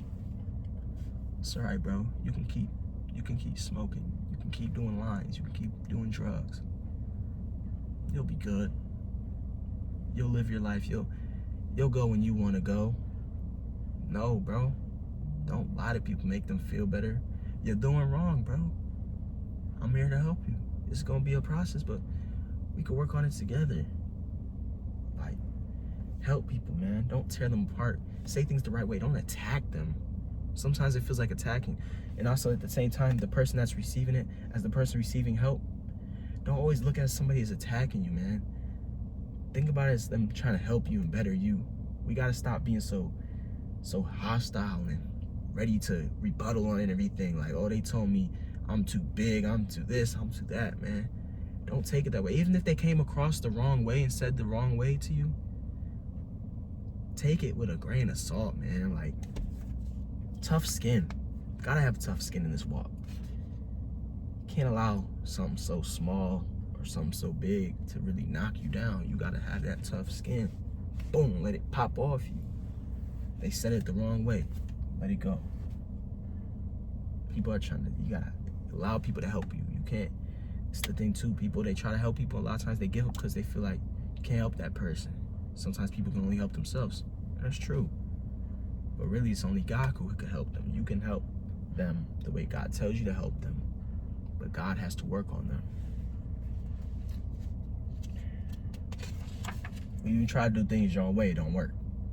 So you might know something's wrong. You might know you need to help that person. If God ain't put it on your heart, or you're not going about it God's way, it ain't gonna work. They're gonna feel attacked. They're gonna feel hurt. They're gonna feel pain. They're gonna all that. They're gonna feel all that, bro. And so when I was talking about simple faith, we got these different routes. Religion don't work. A lot of people don't like to hear that. Religion don't work. It don't work.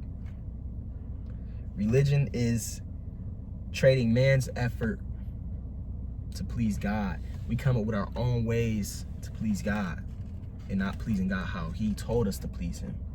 Religion is a man-made requirement. You gotta do this, you gotta do that. You can't work on Sundays. You can't eat this, you can't do that. You can't dress like this, you can't do all this stuff. It's requirements. You can't come into church unless you smell good and you're dressed fully. No, man, religion, that's man-made religion. God loves all. He loves the person, hates the sin. Somebody could be going through something, full of sin, coming to church, not dressed fully, might stink, might be whatever, something that the man-made religion doesn't accept, and they push that person out of the church. Nah, you're supposed to bring them into the church. Religion looks good on the outside, but reality is fake. I know a bunch of religious people. They're great religious people, but their heart is horrible. You see pastors go preach the word. Oh, it's so great. Later on, they at the club. They drinking, sipping, doing whatever. What? Telling people off, cussing up a storm. Because they have good religion, but not a good relation with God. It's good on the outside, good, self-indulging, if getting praise from the people. Well, I'm such a religious man. But it's all fake. You don't have a change of heart, it's just an appearance. Your heart's still the same, but your appearance looks good on the outside. A lot of us struggle with that. We do try to work on ourselves. As long as you're trying, it's great. We might struggle. We might look good on the outside, but still struggle on the inside. And we're not here to judge. Like, you gotta get rid of judgment. Everybody's different, but instead of practicing religion, work on your heart. Work on your relationship with God. It's a relationship with God. There should be no classifications on how to live this way or that way. You're the wrong way, that's the right way. You're right, I'm right. You're wrong, I'm right. You're wrong, we both wrong. No. God is the only one who's right. We follow what God says to do, and it works out. Because it's like, religion is like, you can be the most perfect religious person, the most kind-hearted person, but if you don't truly got the relationship with God, you're not going to heaven. And that's what people don't understand. They heard some people hear that, they say, well, that person's so good, they had such a kind heart, why'd that happen to them? Because the Lord never knew them. They appeared amazing. Best person in the world, kindest heart. Such a religious person. Did all this stuff, but was it really a relationship with God? That's how you gotta look at things, man. They could look like the most perfect person. Might not be that.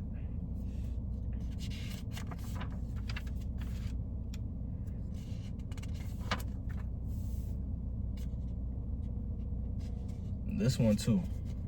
Peter Boy of the world. Manifesting is not reality. A lot of us, we don't even know what manifesting really means. We think religious people were believers. We think, oh, manifesting is kind of like prayer. Like, I believe things is going to work out. You know, this is how it's going to happen. But no, there's deeper meaning to manifestation. It's focused on yourself and not God. And as believers, some of us, we don't even know that. We say we're manifesting, but we don't even know what we're doing. God is the one who works things out, not us. Yes, you can be positive. You can say things are going to work out. Have faith. Don't manifest. Believe in God. He's gonna work things out. It's plain and simple. There's no fear and love, but perfect love cast out fear. So that was kind of like off tangent, but manifesting is our own way. God's way is perfect and is complete and is blameless. Like, let's see.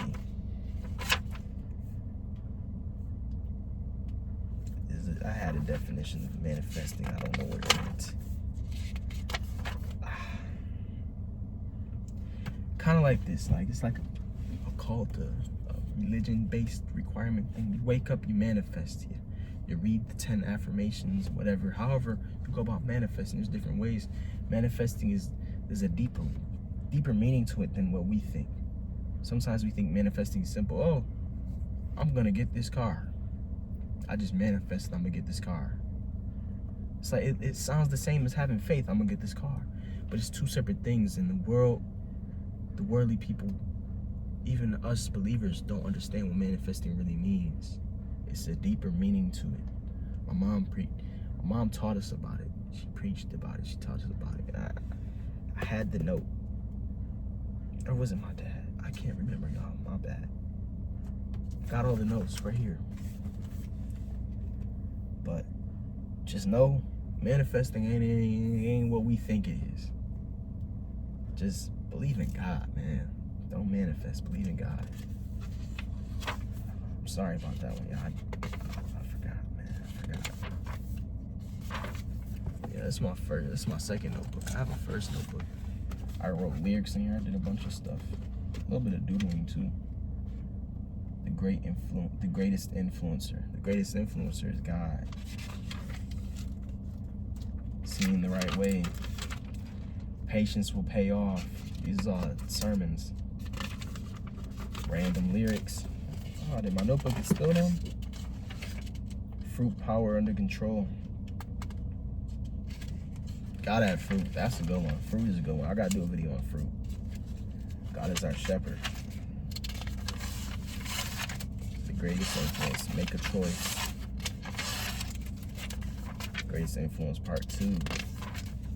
Lyrics. Bible study. What kind of sheep are you? That's a good one. Judge me not. He's working it out. It's another good one. Got like 4 pages for that one. That was a good sermon. That was a good one.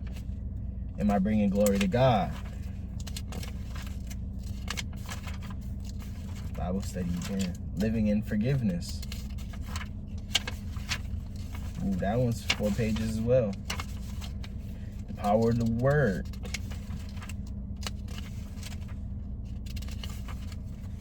Study sessions, Bible study. Overcomers in Him. Overcomers in Him part 2. Overcomers in Him part 3. That was a good one. I got pages, man. I got pages. I'm telling you, I'm trying to work on myself, man. But that's definitely all for the video, y'all. Yo. The clip says 1 hour and 58 minutes and 35 seconds. I just sat in this car on running. I wasted gas. But bro, I'm always like, yo, I be talking to people, having these deep conversations. I always feel like I should just record it, but like I'm never recording. And a lot of times I talk about things I don't know I'm gonna get that deep into, or it sounds that good. Sometimes it sounds good, sometimes it's all over the place. But I decided to do this today and got a lot in there. I ain't gonna lie, I could break this down into multiple videos, different clips. A lot of these clips gonna go on TikTok, yeah. A lot of these clips gonna go on TikTok, man. I think this could be something good. This could be something good. Like, a lot of times I feel like, bro, deep down, God gonna end up making me like a preacher or something, bro. And I don't wanna be, but I feel like He gonna do it, bro. Like, I love, like, helping people out. Like, one thing about it, when I was living in the world, one thing people always did was come to me for advice and stuff. For some reason, we could just get into a deep conversation, and I don't know, bro. It's just like a random story. It's like God God's giving me this stuff to say sometimes, like, out of nowhere. I'm like, I said that? Like, so, we'll see, y'all, like, what the future holds, what God holds, what God's got planned for me. That's it, though. I'm definitely done this time. Like, I'm definitely done, yo. This is 2 hours. I gotta edit all this 2 hours. I just want to say, if you're watching this, thank you. And I pray that God works on the things you need to work on. God can fix those things. I just want to pray that whatever you're going through, you get through it and you become a better person afterwards. And I pray that no matter what situations you come across, whatever bumpy roads you run into, that you overcome. You stay strong in your faith. Don't run from God, run to God. Don't run away. I pray that we never run away again. I pray we all never run away again. I pray we all get closer to God. We all do what God tells us to do. Work on our fruits. Work on our character, conduct, the way we carry ourselves, the pictures we portray. Work on judging, bringing people closer to God, not pushing them away. Addictions, temptations, stay away from all that. I pray that we all become better, man.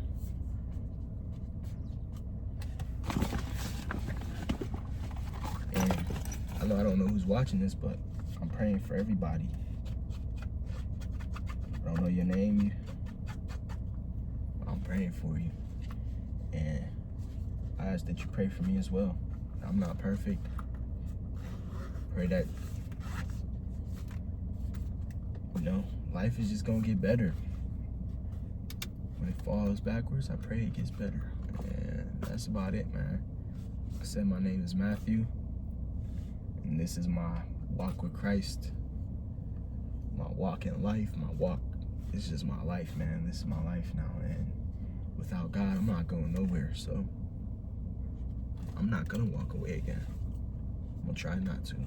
If I do, I know God will bring me right back. You don't play that. But anyways, peace, man. Love God, man. Put God first. All right? Put God first.